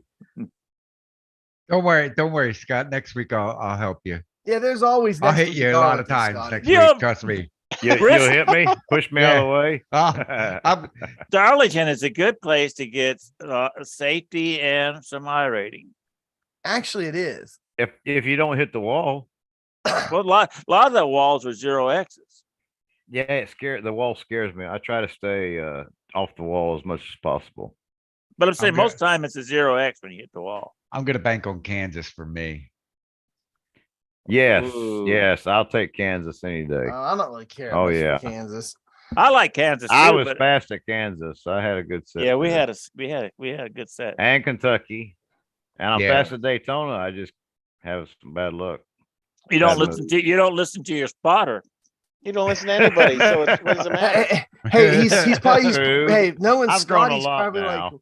hey, listen, knowing Scotty Robert's probably like, what spotter? I didn't hear nobody say nothing. Well, that's what he said. My spotter said clear. It wasn't me. It wasn't me to tell you it was clear. No. Scotty They tell me I've got that. What is it? That- wife Selective syndrome hearing. Selective here. Yeah, that Selective hearing. yeah, Scotty that's has what a he did spotter for a on while. Portuguese. Exactly. He tunes me out. Look, Scotty don't hear his spotter. He don't hear me. He don't hear Robert. He doesn't hear Tracy. Ron, if you were racing with us, he wouldn't hear you either. He's a musician. No, see, I He's tell not you what, supposed to hear. No, he's a professional husband. He Yeah. tunes everything out. Yeah. back when we were doing that Richmond last year, when Mike and I was talking about it going in turn 1, Mikey goes, "There's going to be a wreck up there." Okay, and And Mike calls the wreck out. I'm going low, okay. And Scotty didn't pay one dang attention to us and just smacked. He had the no heck out of clue me. we were even talking. Well, Well, said, did you hear us? No. well, Slam. My car ended up upside down over the barrier. Robert. Well, we give Scotty the Roadhouse Award for that one. Yeah, Okay. I'm sorry, guys. I didn't hear you. I'm sorry. I seen the wreck happening. Scotty, it doesn't matter if you apologize or not. We're gonna talk about this for Yeah. now to the end of time. I know. I still hadn't forgot. I hadn't you forgot won't let about go Michigan there. either. What you did to me in Michigan, I'm not going to forget that one either. What did I do in Michigan? That's when the yellow came out, and I'm sitting there slowing down, just minding my own business, and you come off the wall somewhere and come up and took me out. And Tracy, the Roadhouse Award. I don't know if you know where we got that from. If you ever seen the movie Roadhouse with Patrick Swayze? Yeah. It's been a long time ago, but go ahead. Okay. Classic, man. Well, the bad guy was driving down the road in his Mustang, just swerving back and forth on the road with Shaboom playing in the background. That's Robert and Scott. Okay, so shaboom, and just not paying attention to anything that's going on in the road. He was weaving back and forth between. He was weaving back and forth between lanes. Hey, I remember one day Robert accused me of hitting him. Yeah. And I'm like, Robert, I couldn't do nothing. I got hit because I was high and I got hit in the right and it sent me left and I hit Robert because he was passing me underneath. And he's blaming me for hitting him. I'm like, go back and look at the replay. There was nothing I could do. I got hit. I got spun. Mikey, I was talking about Michigan, what he did to me in Michigan. Oh, I remember. He was down there. He got knocked down there below the apron down in that and the yellow came on the out. back. Yeah, and the concrete on the back stretch. And you were running down, on the bottom part of the track, and Scotty and the yellow's out. And the yellow. He's just driving down there, collected himself, and he's thinking, "Oh, I'm about to run out of concrete. The grass is coming up." He just swerves right up on the track and just nails you. That's Robert, does that remind you of anybody? You guys, I saw the whole thing. What? I didn't do that. No. I said, does that remind you of anybody that did that? That oh no, you didn't move. No, I don't remember. Charlotte, ex-teammate, John Vanderwall. No, you got to refresh my memory on that. You don't remember when Timmy got loose in the tri-oval and went through the grass and just John Vanderwall was leading? Yeah. I remember that. I thought I was involved with boom. And that was oh no, you didn't move. Oh no, you did it. Yeah, I was so mad. Oh my God, that was so funny. I was doing a Bristol with Tim, Brandon, and himself, and Tim was way back in the back a little ways, and Brandon and I were swapping positions on the corners, and I get a little loose. Okay, Brandon takes over, and I'm gonna follow him around, and so I think I was letting Brandon in, and Timmy just followed along with it. And I think he took Brandon out. I think that's what happened, and he caused a big wreck. You were gonna let him go, but you weren't gonna let me go. Well, you weren't in the picture when we were doing this. Them were fun days. Well, so now, hey, Ron. Yes, sir. I was gonna say, let's get to the last part of the show here, where we can get into you and your racing and stuff. Okay. That's exactly what I was trying to transition to in there, Trace. Yeah. So we talked about all the bloopers. Let's get into some serious stuff. Yeah, because we got a little bit of the show left, and I want to make sure you have plenty of time to tell us that. Because, like I said, you've got a great group. You're with Fast Line Racing, I believe it is. Fast Lane.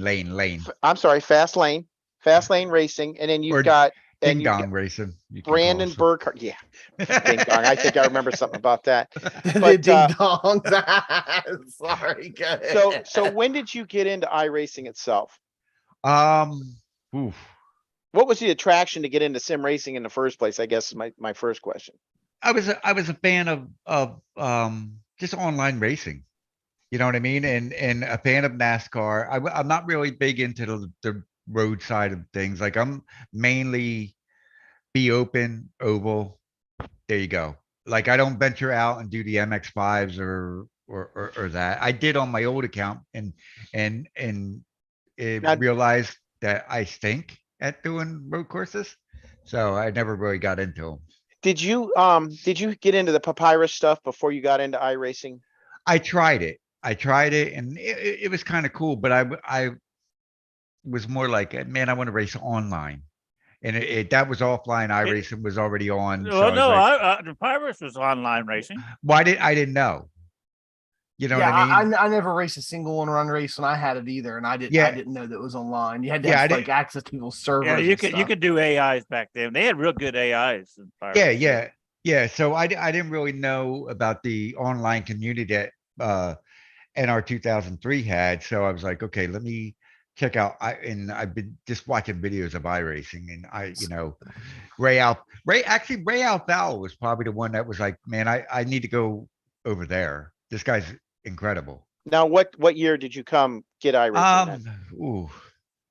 So I about thought you 7 said it was years like ago. 2015, didn't you, or something like that? Yeah, probably like that. 2015, 16, something like that. Okay, so- so you've got some time on it then. That's back when Decatur was still around, right? Yeah. Yes. David Cater was around. I used to Yeah. race with him a lot. Yeah. So everybody's got their staple, like in iRacing. Robert's got the Wrangler paint job on his car, and and we're all, me and Tracy, or me and Scotty for the longest time had those caution car paint jobs, and everybody saw those and teased us about those, and everybody's got their staple, what they're known for. You call me the snowman because I plow Yeah. through people, whatever, Mr. Excitement. But and so I'm going to tell you the thing you got, what you're known for is the permanent stint analyzer hard charger award, Trace. I mean every single race he's the permanent holder of it. Ron always starts in the back, and man, when you see him coming, most people just get out of your way. Well, he didn't one time in Texas.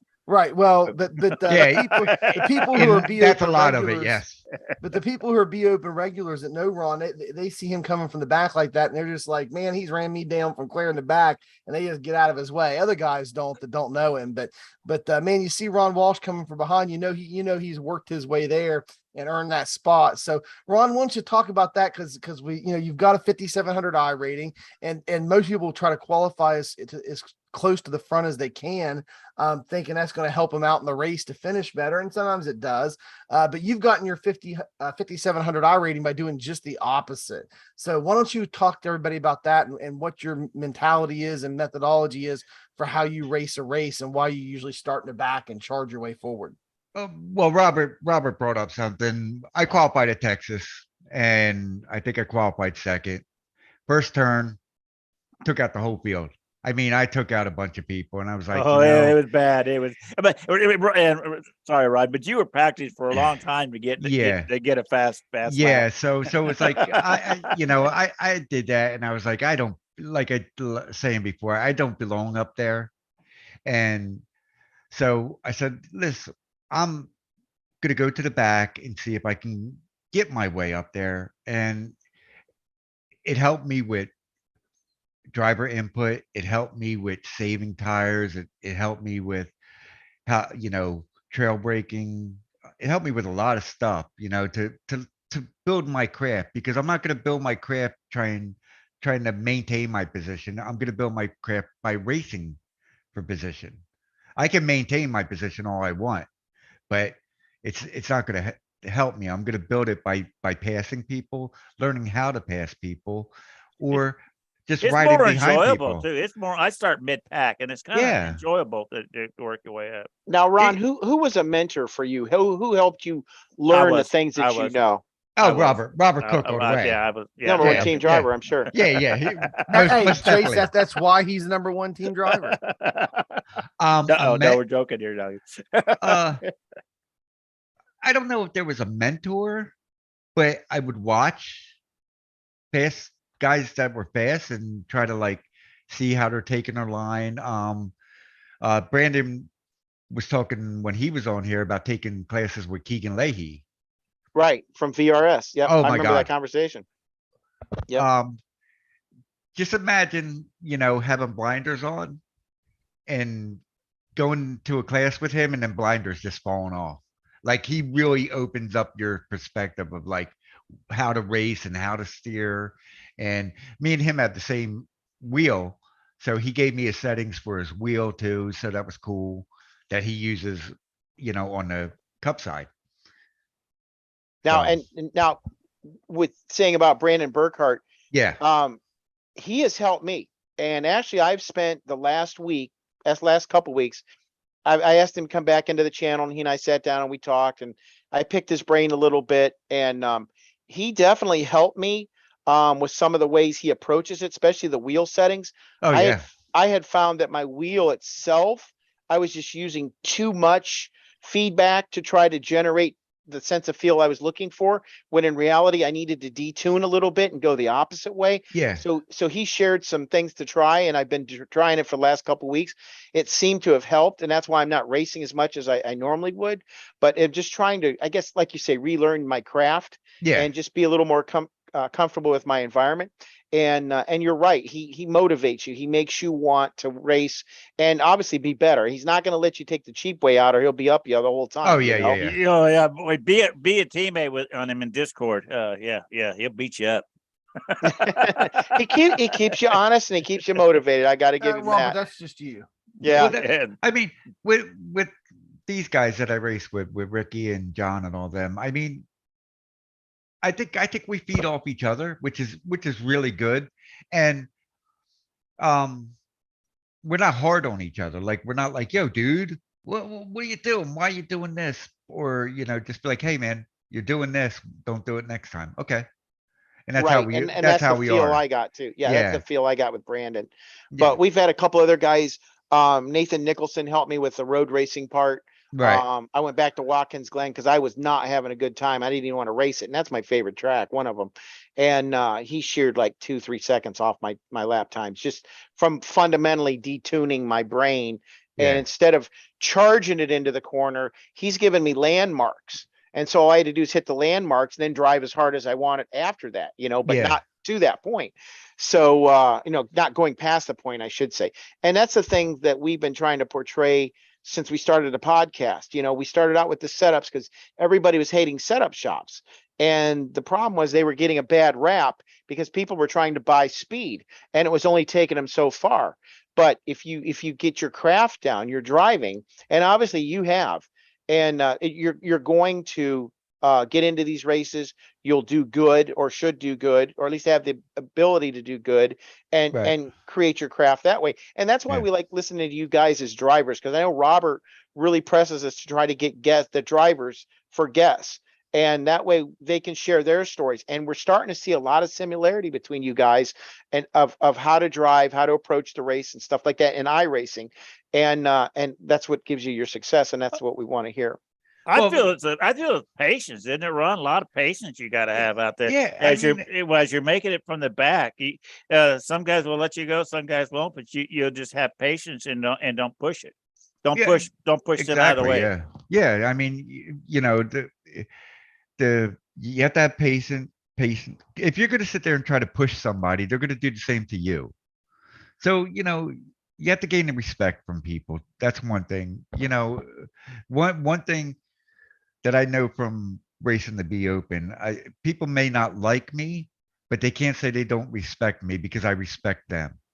You know what I mean? And I've raced with you at, I think it was Iowa last year. You and I had a good race at Iowa. yeah, And yeah, you were clean. I tried not to rough you up or cut you off or anything, but we had a pretty good fight. I got to admit, it was fun to race with you.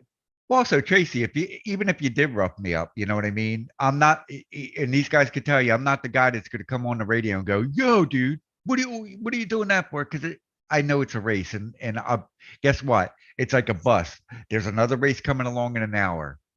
And if I lost, and believe me, I know, because back in the day, I gave him plenty of opportunities to do that. But yeah, I'm not just I'm not one asking to about curse on the Texas radio. about a year and a half ago. Yeah. Yeah. But I'm not one to sit there and curse on the radio and try to put down somebody, because guess what? If it happens in mid race and I'm sitting there arguing with the driver, I still have to race with him.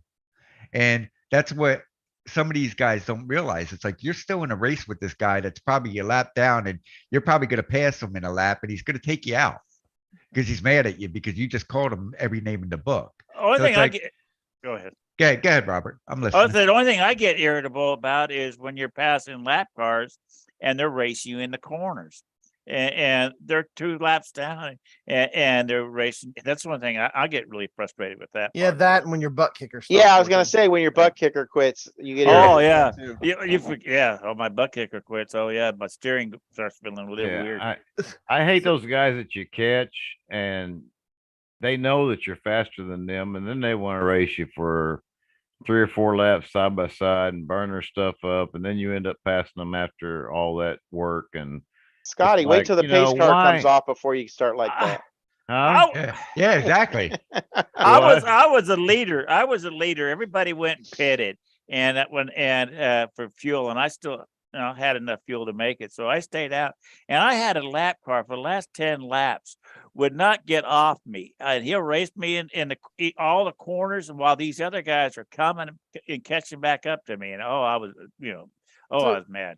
So Yeah, Ron, that's a lot of I fun. Ain't it, won, Robert? I won, but I just by a Yeah. second or something, but it made me mad. So Ron, we were talking yesterday, and it was something I want you to kind of talk about with the viewers that you explained to me, which I thought was really cool, which was the Okay. other reason why you started at the back. And I want to start by talking about, we were talking about net code, and people blame all kind of stuff on net code. And and that kind of stuff. And we're like, you know what? Sometimes I think, okay, there might have been a tiny bit of net code, but dude, you were going to kill that guy anyway. I'm thinking in my head, Yeah. right? And so that spawned a conversation that we had that had to do with why you started in the back as well. And I think that a lot of the guys that are starting in iRacing, they get so mad because they're trying to increase their safety rating to get the next license class, or they just want to do well in the race and they get aggressive and then get mad when there's a little bit of net code and they get wrecked and they yell at everybody in the world, even though it was really their fault and all kind of stuff, and we're trying to help. One of the things I like to do is to bring down the tone on the radio, like you were talking about. Yeah. I think it's so toxic. Sometimes it's ridiculous. A lot of times I won't even say anything if something happens and somebody will get on the radio. So you're not going to say nothing. I'm like, well, I'm not saying nothing because I have no clue what happened. I was like, may or may not be my fault. I don't know. I'll watch it with you after. You We'll got check that it out. one And if part right. You had no clue. You had no clue. Thanks, Robert. But I'm like, if it was my fault, I'll apologize after. I'll be happy. We'll watch it after or whatever. But I'm not going to get all over somebody or argue on the radio like you said. But anyway, that all tied into one of the reasons why you started the back. And I think that would be something cool. That'd be a great learning tool for those who are watching. We've probably got 300 followers and Be Open that watch this stuff. So as they check in and check the podcast out throughout the week, Ron, I think this would be a good story and some good advice for them. Well, I mean, like you were saying with the net code, it's going to happen because you're racing people from all around the world in one server, and I'm which just is happy. Really cool, by the way. I mean, the fact that we're able to do that is amazing. It's awesome. I'm racing right next to a guy that's from France. That's probably a 6-hour time difference from me, and he's right next to me. You know what I mean? Or whatever the time difference is. But also I take into consideration of how I race people that, I have 3 monitors. I have 4 monitors. Okay. But the guy next to me might be on a 27-inch monitor, not seeing where I'm at, maybe not hear. He could probably hear me, but he doesn't know exactly where I'm at. So you have to race with gloves on. Some of these guys don't take that into consideration. Not knowing where they're at. Some guy might be racing on a laptop. Take that into consideration. Not all of us race on the same equipment.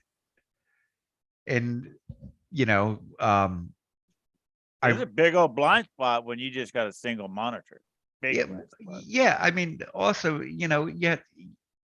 people just ram it in there and try to dive bomb into a corner and not, expect the guy to see them. Maybe they can't. I think that's just known as just send it. Yeah, just send it. And it's like, next thing you know, they're getting wrecked and they're complaining and they're belligerent, they're cursing, and it's not called for. It's like, take into consideration what's around you and what the guy next to you might be racing. He might not see you. So if he comes across your hood, he didn't see you. It's, and everybody knows the iRacing spotter is not great. So just take that in consideration. consideration, My guys. spotters said clear. Did you look? Yeah, exactly. But now I think now I do this a lot. Like I'll start in the back and don't care. I'll qualify sometimes. Sometimes I'll be messing around with my streaming stuff and I don't even qualify. So I'll start Yeah. back there near You don't even practice. Yes, yeah. My first lap of the race is my practice. Anyway. That you should do though, because I practice. Right, but what I'm saying is that a lot of times I'll start back near where you start. It doesn't bother me. I figure there'll be a caution at some point, and I'll get caught up the pack. If I can gain, 7 or 8 spots for the caution, I'll be in good shape. But so I don't have a problem starting in the back. But a lot of guys, Right. they want to start as close to the front as they can. And how about talking about what you were telling me yesterday or the day before about how everything we just talked about has to do with why you start in the back and watching. You talk about watching other drivers and stuff. Well, yeah. I starting in the back. If you're up front, you're maintaining your position. You're trying to maintain your position. When you start in the back, you're racing for your position. Yeah. So that's what I try to do. Defense and offense. Well, yep. Yeah, it's like basically you get in the back and you see how people race, and you know who not to race hard. You know who not to pinch or whatever, or going in the corner, who to give room to and who not to give room to. Well, you're also watching the guy's line as you're approaching, what line Yeah, he's taking. yeah. So you already know what his rhythm is. And- You catch him. And if you get behind somebody that's fast, say Caden Honeycutt likes to race in the back a lot and races way up front. He's one. If you can get behind him, watch what he's doing, because you're going to learn, because he's fast. And Tyler Justice, fast. Mike Bruno, Stephen Aguiar, all them guys that are fast that say they do start in the back with you. Just watch what they're doing. You can learn a lot. And that's the only thing that I Only time I've seen Stephen Adegar or Bruno start in the back is when they forgot to qualify or they did something. and Hank, Ron, the other thing that we were talking about, Hank, Yeah. I mean, I'm not sure if you brought it up or I did, but we were talking about this as well. So when you start towards the front, if like there's some guys that have a short run set that is maybe a little bit faster than you or whatever, and they're trying to get past you, and you're defending like you're talking about or whatever, even if you try to let them by, they could just send it in on you and plow you and wipe you out. The guy that's making the pass is the one that's in control. But you were talking about, but when you start in the back and you're making the passes, you're the one that's in control. You control whether you send it in there or not. You control, because the most vulnerable time is when somebody's passing you and they get into your rear bumper or quarter panel somewhere and turn you and send you packing into the wall. But when you start in the back and you're the one always making the pass, you control that and it makes your race a lot safer. And as Tracy always says, there's 2 things he can't deal with, and that's a pissed off driver and a wrecked race car. Yeah. And that's really defensive driving, starting the back. You're on defense as far as keeping your car clean. I think you're on offense. No, you're on defense as far as keeping your car clean. You're on defense. Yeah, you guys think you are. You're really on offense. That's not what I mean, Robert. If you start in a pole, you're defending your position against other people, yes. But I'm talking about keeping your car clean. Well, If so you're Not the one- getting hit. Yeah. Not getting hit in the front. I'm saying the same thing, guys. I'm saying the same thing. Yeah. Yeah. But you're not defending anything. You are moving forward. No, you're And so- defending your car. You're defending the Well- scrapes and scratches and bumps on your car by what we're saying. Well, not defending a position. No, you are defending. If you're up front, you're defending your position. Yes. But if you So- start in the back, you're defending your car. Yeah. Well, yeah. you guys are I look at it. I don't want my car touched anyway, but I look at it as I'm moving forward. I'm offending. Well, you are in position, but they're not talking about position. Yeah, They're we're talking about keeping the car in one piece. Well, I think you can do that easier from starting mid pack or the back. Well, but here's the thing, Robert. When somebody passes you, who's in control of whether your car gets hit or not? Yeah, it's the You. other guy. The other guy is. But if you're passing somebody else, who's in the most control? I am. You. Yeah. And that's all we're saying. And that's all Ron and I were talking about yesterday is when you start in Well, the back, I you're put always the one in control. when most of the I think race. about defending, I'm always looking at position. And when I'm talking thinking about defensive driving. Is in like driver's ed, defensive Well, driving, making sure you. well, I think everybody should be out there not wanting their car hit because the bee is so fragile. And No, it's like paper mache, but anyway. that's what I call it, paper mache.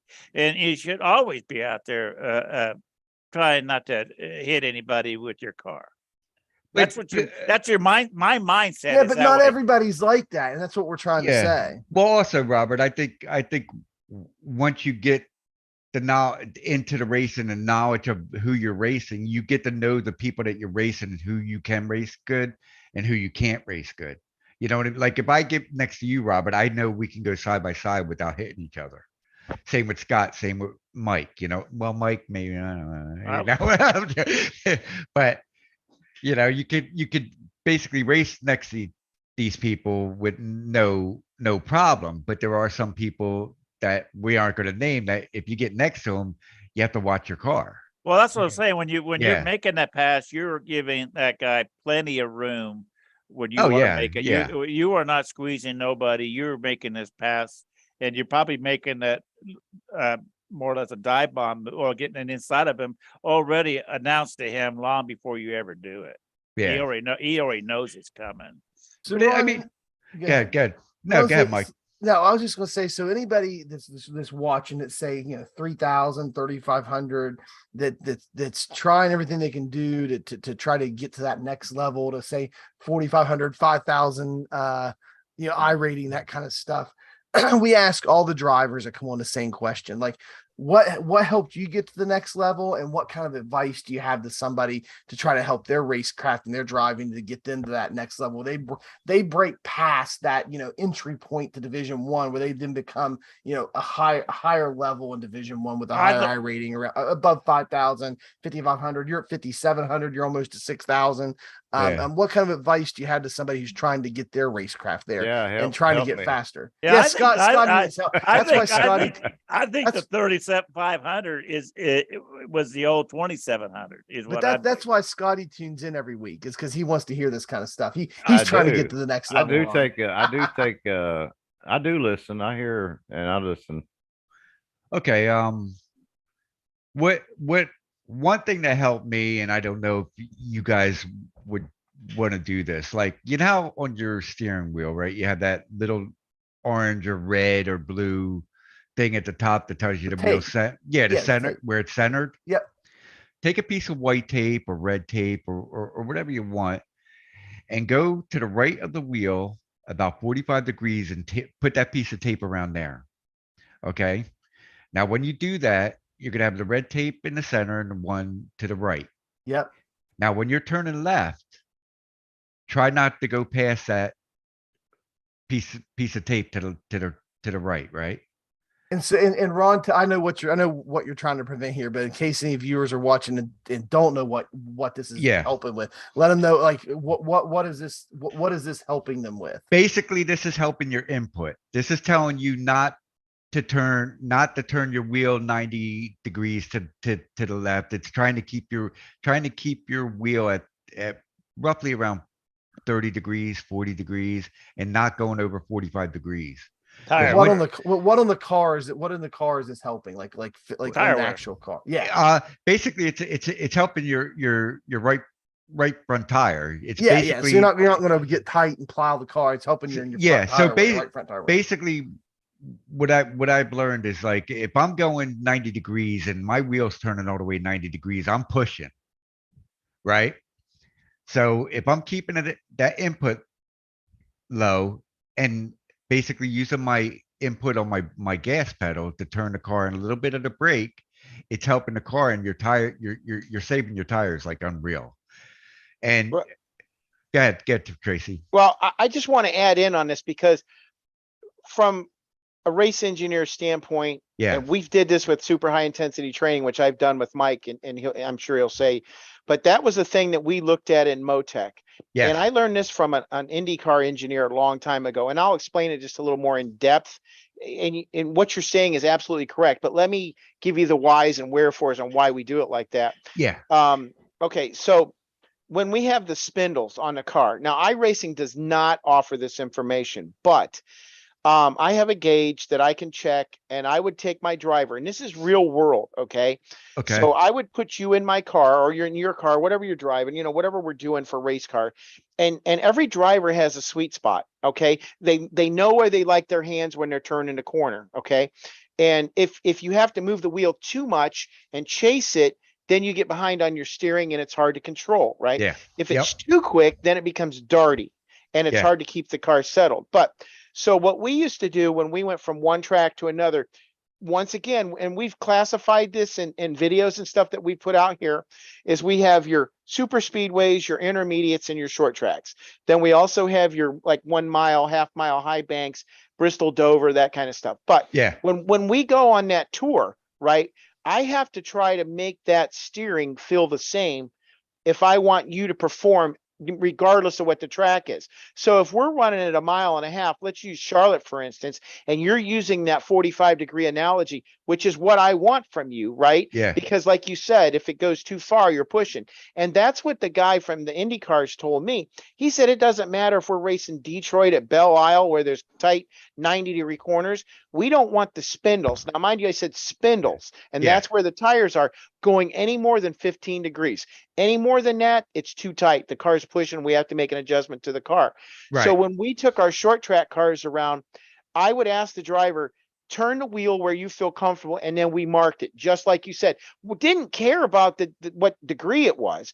I just wanted a starting spot, right? We knew there's center, but we didn't know where the turn was. So he would put the piece of tape or the mark, whatever we did at that time, and I would go down and measure the spindle, okay?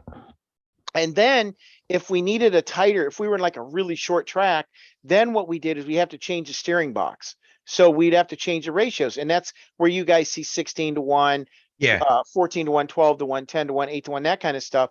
Now in iRacing, we can move the numbers around if you really want to get creative with the math and change your steering. But iRacing does a lot of that work for you. Now on the on-road side, that's not necessarily the case, but another story for another day. But in the real world, that's what we used to do.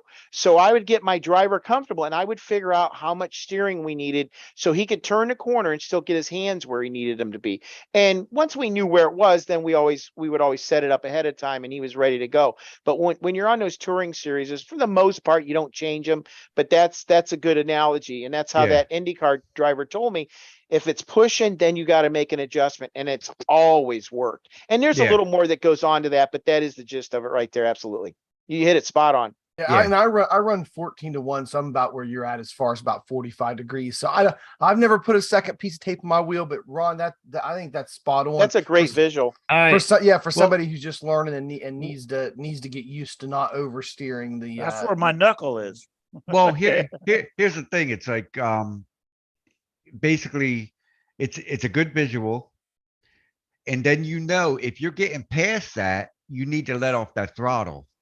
Stay up the throttle more in the corner. If you're turning that wheel a little bit past that piece of tape, you're putting too much throttle into it, and you're pushing. So let off the throttle a little bit more, bring it back around that tape area, and then get back on the throttle. Yeah, it means back up your corners a little bit. Yeah, just back up your corners, and I'm telling you, it's basically that scene from Days of Thunder. You drive 50 laps your way, drive 50 laps my way, and we'll see who has better tire wear. Yeah, beat you every time. I don't think I ever go to a 45-degree on my wheel. And you may not, Scotty. I only move my wheel. Yeah, you may not. I maybe move it 2 inches or 3 at the most. Scotty's probably got. Yeah, but Scotty, A, that's because you have the G29, and B, because I think you run tighter steering boxes than the rest of us do, don't you? You don't run like 12-1 and 10-1. It depends on the track, really. And I've even seen you run 8-1 before.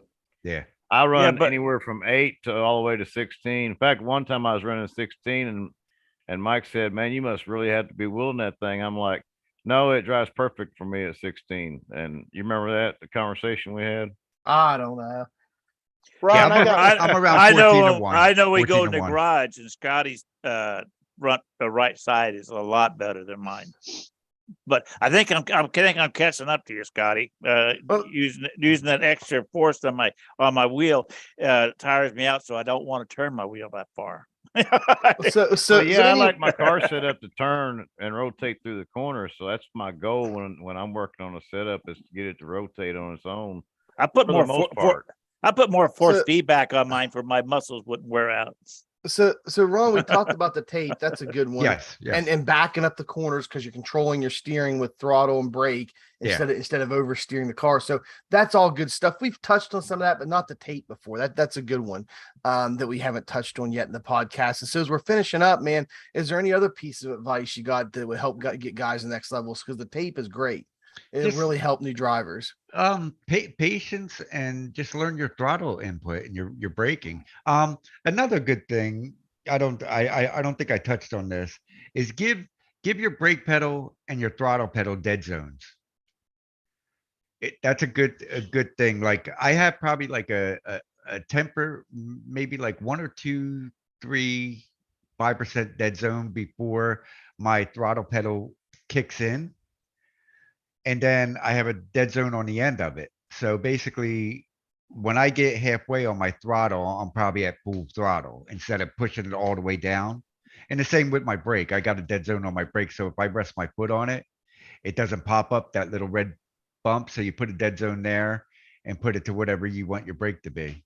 Yeah, I don't know if I do as much as like 5 or 10%, but maybe I can do a video on that because that depends per equipment. How do you set that up? Because like I have the Fanatic V3 pedals. I have the same pedals, so yeah. So you can do the min max on that. So if anybody has them, if you know what we're talking about, most people just do the auto button and have it auto calibrate them, but you can do manual, and that's what me and Ron are talking about. And I just rest my foot on both pedals, and then I set that as the minimum, and then I go to the max and back it off just a hair, like he's talking about, and I hit maximum, and that becomes your new minimum and maximum. And I'm with you. I've done that for a while, and I haven't really shared that until now because to me it wasn't really iRacing. To me, it was just personal preference and the way I set up my equipment. That's not even in iRacing. Like that's in the Fanatic drivers. So yeah, maybe Trace, we can mark that down, do a video on how to do that with a couple different pieces of equipment. I know how to do it on the Fanatic, and I know that you've helped people manually edit was it render I or something to help people do that with the G29s and stuff. Right. But how you do that is different for every different type of wheel and pedal sets that are out there. So that's probably why we never really got into it on the show before, is because it's like I said, it's different for every manufacturer. But yeah, Ron, that's good stuff. Talk about overdriving a corner, Ron. Well, it's funny because I do the same thing. But anyway, Ron, talking about overdriving. Go ahead. I'll also tell you something else that you're going to be like, no way. I don't use any Fanatec software. None. Well, I wanted to get into one thing before we end the show on this, and that's all well and fine. But now something that I've been finding, and this kind of goes back to Brandon Burkhart. Yeah. He has a way he does the oval, but what I'm finding is, have you turned your force feedback up for oval, or have you turned it down so it's less sensitive? I'm finding myself in my own tests. Now, mind you, this is dirt racing, this is road racing, and this is also oval, the asphalt oval stuff, BCAR and all that stuff. But I'm finding by turning it down, it's giving me, it's allowing the wheel so I can turn it about what I am, but being more sensitive. And that's one thing I'm finding when, like, if you turn force feedback off completely and you have nothing on any of the wheel at all of a sudden the thing becomes controllable to drive.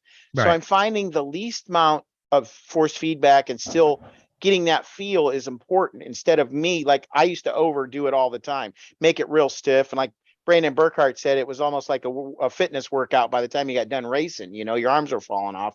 You look like Popeye. So what have you found, or what have you learned that you like that would be almost like a go-to setting?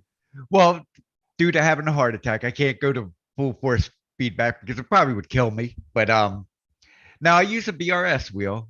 The software, that's their direct drive wheel, right? Yeah. So out of the box, it comes 50% Strength or whatever. Yeah, strength on their software. Right. One smoothing and like 10% dampening, and that's out of the box. So I don't use their software at all. I just use what's programmed into the thing. Do you know how many And- newton meters of torque that thing puts out? Yeah, 20. Oh, it's a heavy duty guy. Yeah, Yeah, I yeah. think it's the same newton meters as the DD1. So 50% is Yeah. 10. Yeah. Yeah, Okay. so basically in iRacing, I'll put at 10 because I'm only half strength in the software, but 10% newton meters and about I'll go from like 6 to about 8.0 in strength on iRacing, and that's about it. And that's I in don't- the iRacing Yeah, software. Okay. Yeah, I don't go any higher and I don't go any lower. Okay. and And it- that's the only two settings, right? The newton Yeah. meters and okay. Yeah, the newton meters you just touch that in the drive when you open up the options. Uh-huh. But basically when I'm in races, depends on how it feels to me. If it feels too weak, I'll go up 5. I'll go up, another click, but I don't go by newton meters on iRacing. I go by the strength, the Okay. regular strength. So it's basically like 1.0 to 1.5, 2.0, 2.5. You know what I mean? Right. And I go up to there, and I'll go up to about 6.0 to the highest I go is about 8. But rarely I get up to 8. It's usually like anywhere between 6 and 7. Right. And that's normal. Newton Yeah. meter should be a set and forget. It just is Yeah. how much force your wheel's going to do. Like you said, then like you said, the force feedback strengths Yeah, I don't calibration is what you I don't change. do the auto stuff in race. You know how if you go to the graphic settings and you'll see Yeah, that I auto. usually do. That's what I usually do. And then if it's too strong, I just Yeah. back it off some. I just keep it set for 6, 7, 8 around there, and I leave it. Okay. Don't touch it anymore. That's good to know, man. That's Yeah. because I had a misunderstanding there, and we had a couple guys on the show that had a different approach, Brandon being one of them. And Mike had did a whole series on it, and he did a great job. But for some reason, there was one element that I just either didn't understand or missed, and it didn't click. But Yeah. then when these guys came on, it was like, then I started asking, especially like Brandon. All of a sudden, it started to be a lot better. And Brandon has a great way of simplifying things. It's Yeah. like duh, And Whatever feels good to you, go Yeah. with it. I was running like 6.5 on mine on setting what you talked about in the car, and now I'm running 12, and I think I'm using better tire wear at doing that because like I said, I don't want to pull that wheel that hard. Right. Oh, that could be, Robert. You might have been like it was too loose, Too or easy, too soft. too and you easy. was turning it too hard. Yeah, An initial turn in. right. It's very possible. Well, Tracy, Well- you use the Aki Force, right? yes, I used to have that wheel. Okay, see that company is only like 25 minutes away from Yeah. me. Yeah. And I have it, and I was into their software, and I was really into it. Yeah. And they have their force foundation feedback. And once I found out that, but I was using so much of it, it Yeah. just buried everything, and I didn't know. And all And of a sudden, we told you to turn that stuff off. and you did, but I still want to get into it. It just has a nicer feel, I think, but I haven't found out what that would be yet. So I'm kind of reinventing the wheel on my own time, so that's what Well, I've been doing. Hit me up because I never use profiles in that software. I never use it, and I use the regular on the one thing they have for that. Instead of using profiles, they have a regular thing where it's like strength and Yeah, spring. it's got the Yes. regular sliders You can like every yeah. other wheel. Yeah. Right. And you send it to the wheelbase. You just send Yeah. that. Yes. Yep. Yes. So- and then you adjust everything else in iRacing. Yeah, that's what I've been Yeah. trying to tell Tracy to do. Yeah, don't use them profiles because they stink. They're just junk. And the problem with the cloud where it goes, oh, your Yes. things have been saved for this. Basically, if I go out and run a fast lap and my settings are all wonky, that'll send it to the cloud. So basically, if it's a good lap, it's going to send it to you. So that's what you're going to get. And I might not even know what I'm doing. I just got a fast lap with it set Well- up that way. Right. So it's like, what I would use on just a regular one, where I think there was only like 4 or 5 sliders in it, where it Yes. was like Yes. I would be 65 strength, halfway on smoothing.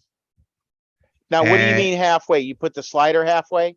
Well, it goes up to 23, right? Yeah. I don't recall, but Yeah, Well, I and think- that I think- and that I think Ron, that smoothing, because I've seen the settings on Yeah. Tracy's wheel. He shared a screen, and that with me, and that smoothing that you're talking about in the sim experience AccuForce wheel. It's basically the same thing as the Fanatics interpolator. It's basically Yeah. trying to smooth out because iRacing's force feedback's only 60 hertz, so it kind of smooths it out a little bit. Yeah, Yeah. yeah. And basically, just put that halfway or whatever it is, and then dampening, leave all them off. And I think there's another word. There's a drop down menu where it's like default friction. Yes. I mean default something. I forget what the other ones are. okay. So you've got, I've got it open right now. Okay. So I've got number 1, which is recruit. Yeah. Number 2, which is soft. And then number 3 default, 4 is high, 5 is responsive, and then they have 6, which says peaks allowed, and then another one that says peaks allowed, obsolete. So obviously that doesn't work. Yeah. I would work from default all the way down to responsive. Like have it on one of them. Okay. And Responsive, you might be able to get away with pretty good. then they have intensity, which is the one you're talking about. That's Yeah. what you said at 65. 65, and then smoothing would smoothing. be halfway, and Smoothing slide- is 47. 47. So what's half of 47? 23 and 23 and a half. Yeah. So there you go. So you leave it at 23, and then what's under that?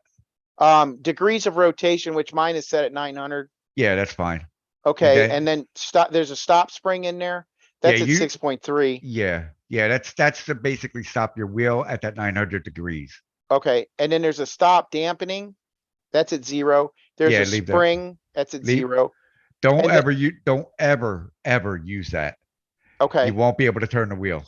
and then here's the 3 that every wheel seems to add, which is friction, dampener, and inertia. And these are where I got wrapped up in there. I was really low, about 9% on all 3 of them, and that's what I had originally, but I have Yeah, nothing now. Yeah, I never use them at all. So Okay, yeah, and just basically save it, and then don't open up a profile next to go in and just try it. See if you like it, yes. and just mess with the iRacing. Okay, I'm Force just, feedback. yes, I'm Yeah. saving it to the controller right now. And, no, that's good information, but Yeah. I always like getting into the profiler, but that, like I said, I'm just a tech junkie. I'm like Mike. I like to fiddle with stuff. And that's usually my demise usually. And now I'm starting to have to relearn the iRacing, Yeah. the iRacing software. So, Well, but yeah, the thing about it with that profile stuff, it's like you have to understand it's a game, so they're not going to know with dampening, filtering, simulator. I'm sorry, it's simulator. But all that stuff that's in sim, the sim experience. commander. Yep. Sim commander. All them settings is just like dampening fluid. It's like what is that? Well, you know? there's some hidden, maybe you do, maybe you don't, but Yeah. there's hidden filters that are actually on some of those channels. And that might be what the problem was too. Yeah. So if you don't know about the hidden filters and you start getting in there, which I just learned about not too long ago. So I was moving all that stuff, but you could spend eons just fooling Oh, around with yeah. that stuff too, but just to be up and running, the wheelbase itself is excellent. I went over to that complex where they're at and Yeah. met the boys, and we were actually trying to get Bernie Villers. I sent him a message. I wanted him to come on the podcast, but they just declined, nicely, and gave me a history of their company and stuff, which I'm going to put on a future podcast. I wanted to share that with Right. our community and our viewers. So, mean, but it's- that's good It's a information. I good- appreciate It's a you. good wheel, no problem. No Yeah, I appreciate your time on that for sure. I won the BRS wheel, so that's why I switched over. But How'd you win that? Yeah, how'd you get That's that? a good story. you remember when? Well, you know how they have them contests, like put our logo on your car and Yeah, basically That's qualify. why you start from the back, for everybody will see the car. Yeah, so basically you put the I put the BRS logo on a car, and you had to win 10 races, or what was it? Win 10 official races, or just be in like 20 official races with the logo. So I won 10 races. So that put me in the hat. I get out of the hospital and I'm like reading my email and it say, hey, God, 2 years later, after they were designing, I get the email. It's like, Mr. Walsh, you just been the winner of the VRS Direct Drive Wheel, blah, blah, blah. Please send us your address and we'll send it out to you. About 2 days later, I got it. I was like, yes. Well, that's pretty cool. Couldn't do anything because I didn't have no muscle or anything to lift the damn thing out of the box. So I couldn't race. I was like, just sitting there watching this, looking at this BRS Well, it's box. motivation. Motivation. To be honest with you, Robert, it definitely was. It definitely was. That You were is definitely cool. blessed there for Yeah. sure. I Yeah. remember meant them to be giving here. away stuff. They Yeah. weren't the only ones. I remember a company that had like a motion rig or something. It was one of the cheaper motion rigs, not any of them are super cheap, but They it do was it- the same. It was the same kind of thing. You run their logo on your car and stuff for so many races or whatever, and you got entered in a chance to win. And I remember when VRS gave away that direct drive wheel. That's awesome. It's cool that whenever somebody won that we know, dude. That's awesome. Well, they're doing it now. They do it all the time. They're doing it right now with Butt Kicker. Okay. Uh-oh. Gotta Robert have a probably butt woke kicker. up. I gotta Oh, get me one of gotta have a those, butt- Robert. You got to get a butt kicker. Yeah, You don't what have a butt regular? kicker. I- You need a butt kicker. Well, I don't know. Do you guys still use the website or UI? I use the UI. Yeah, because Website. if you go on the website, you'll see the ads on the side. If you remember the Okay. ad, so just look at what's over there. Because if you see like Butt Kicker, click on it and it'll tell you how to enter. I think right now they got a motion share going on too. Yeah, it's awesome. Everybody But if doesn't it- think they don't win, but Yeah, but people win. A butt kicker. I don't know, Ron. If you got a butt kicker, if you don't, that's something is fun to have. Yeah, as you get older, it helps you stay regular. That's what Yeah, Robert that's right. does. Yeah. I do have a Butt Kicker. I call Yeah. my wife. Yeah, what's her name? Yeah, what's her name?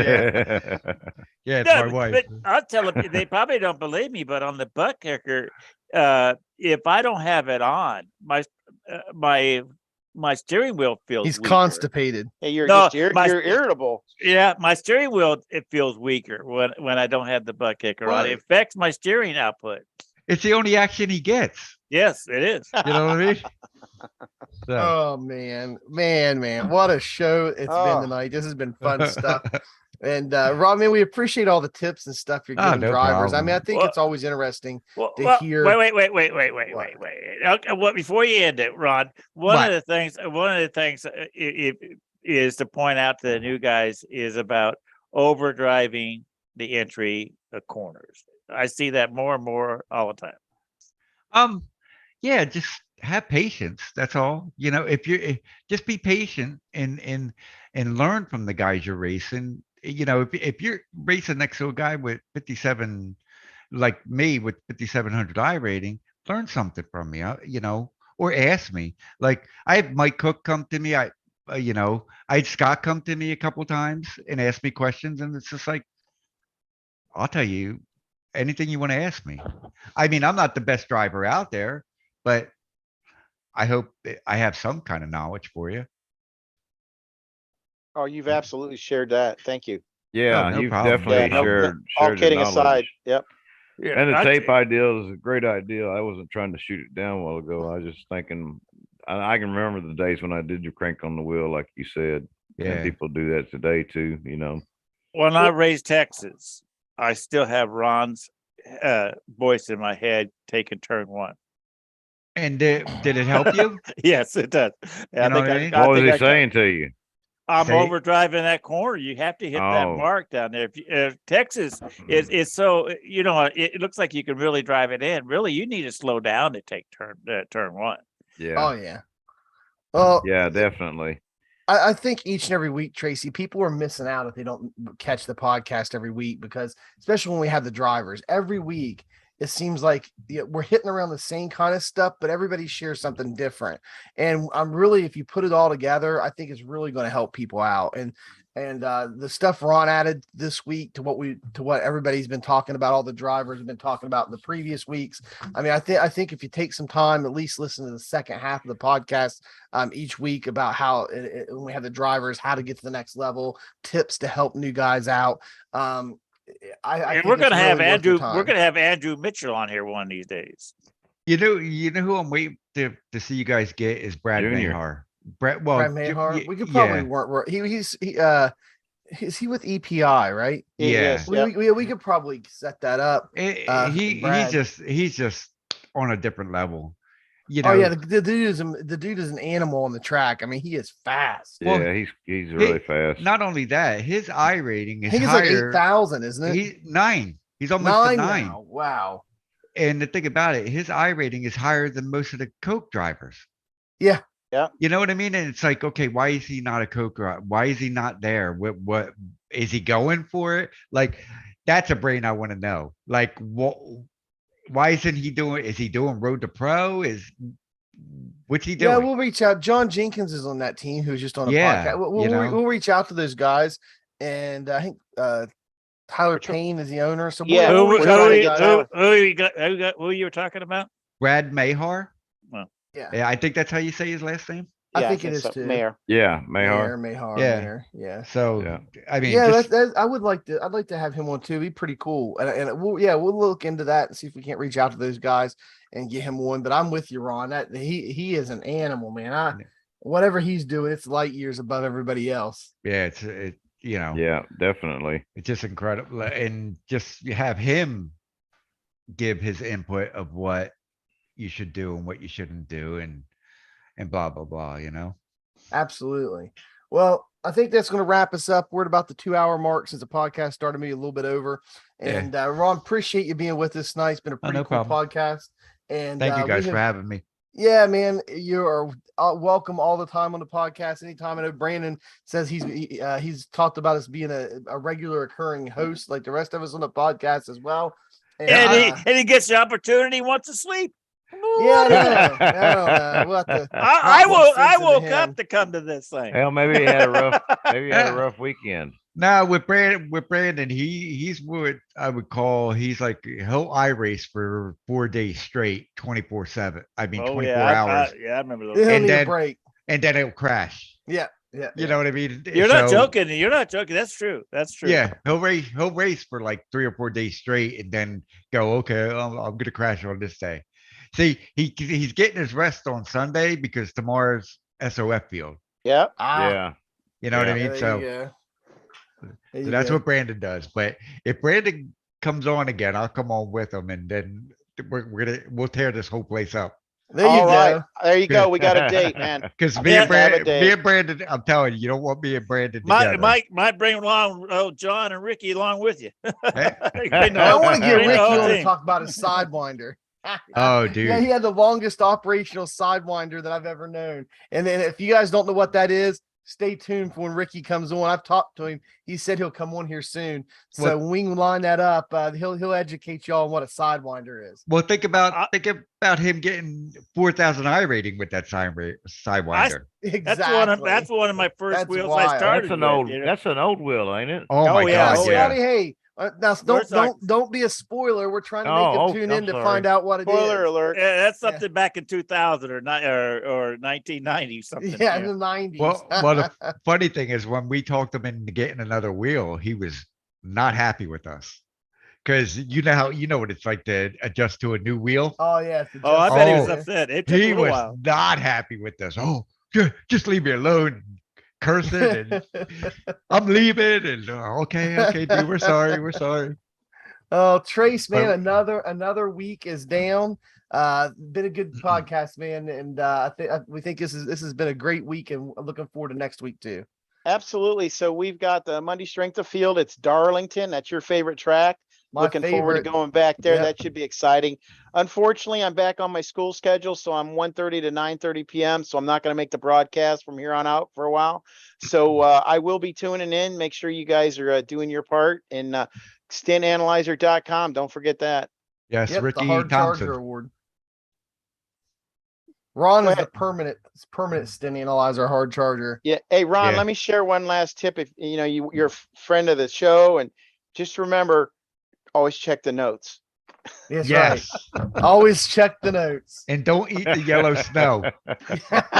Yeah, exactly. Oh man, guys, that is it. That Yeah. is your Alien Factory podcast. This is episode 18. Our guest tonight was Ron Walsh, and we appreciate you being here with us.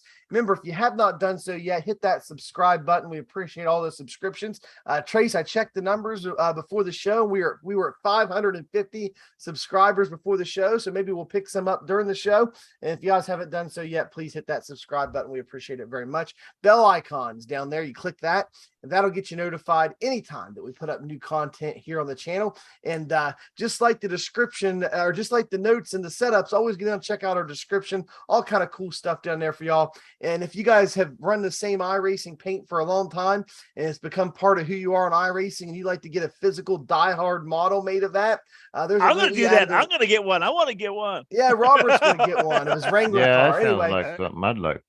yeah, to I see. added that link down in the description below. You can contact the fellow who does that at Custom Paints and Diecasts.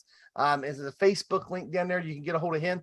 He can hook you up with a 1/24th model of your iRacing car, and you can have that to sit on your desk or put it anywhere you want, show off to people. But I think that's kind of cool. So check that out down in the description. We got an affiliate link down there, place for free setups. We got a promo code, all kind of cool stuff for you guys down in the description. So always check that out on your way out of the videos. Guys, appreciate you being here for episode 18 of the Alien Factory podcast. And for me and everyone here at Area 51, thank you so much for tuning in. And as always, we will see you in the next one. Should say we will see you on the track. Yeah, I'm ready to go.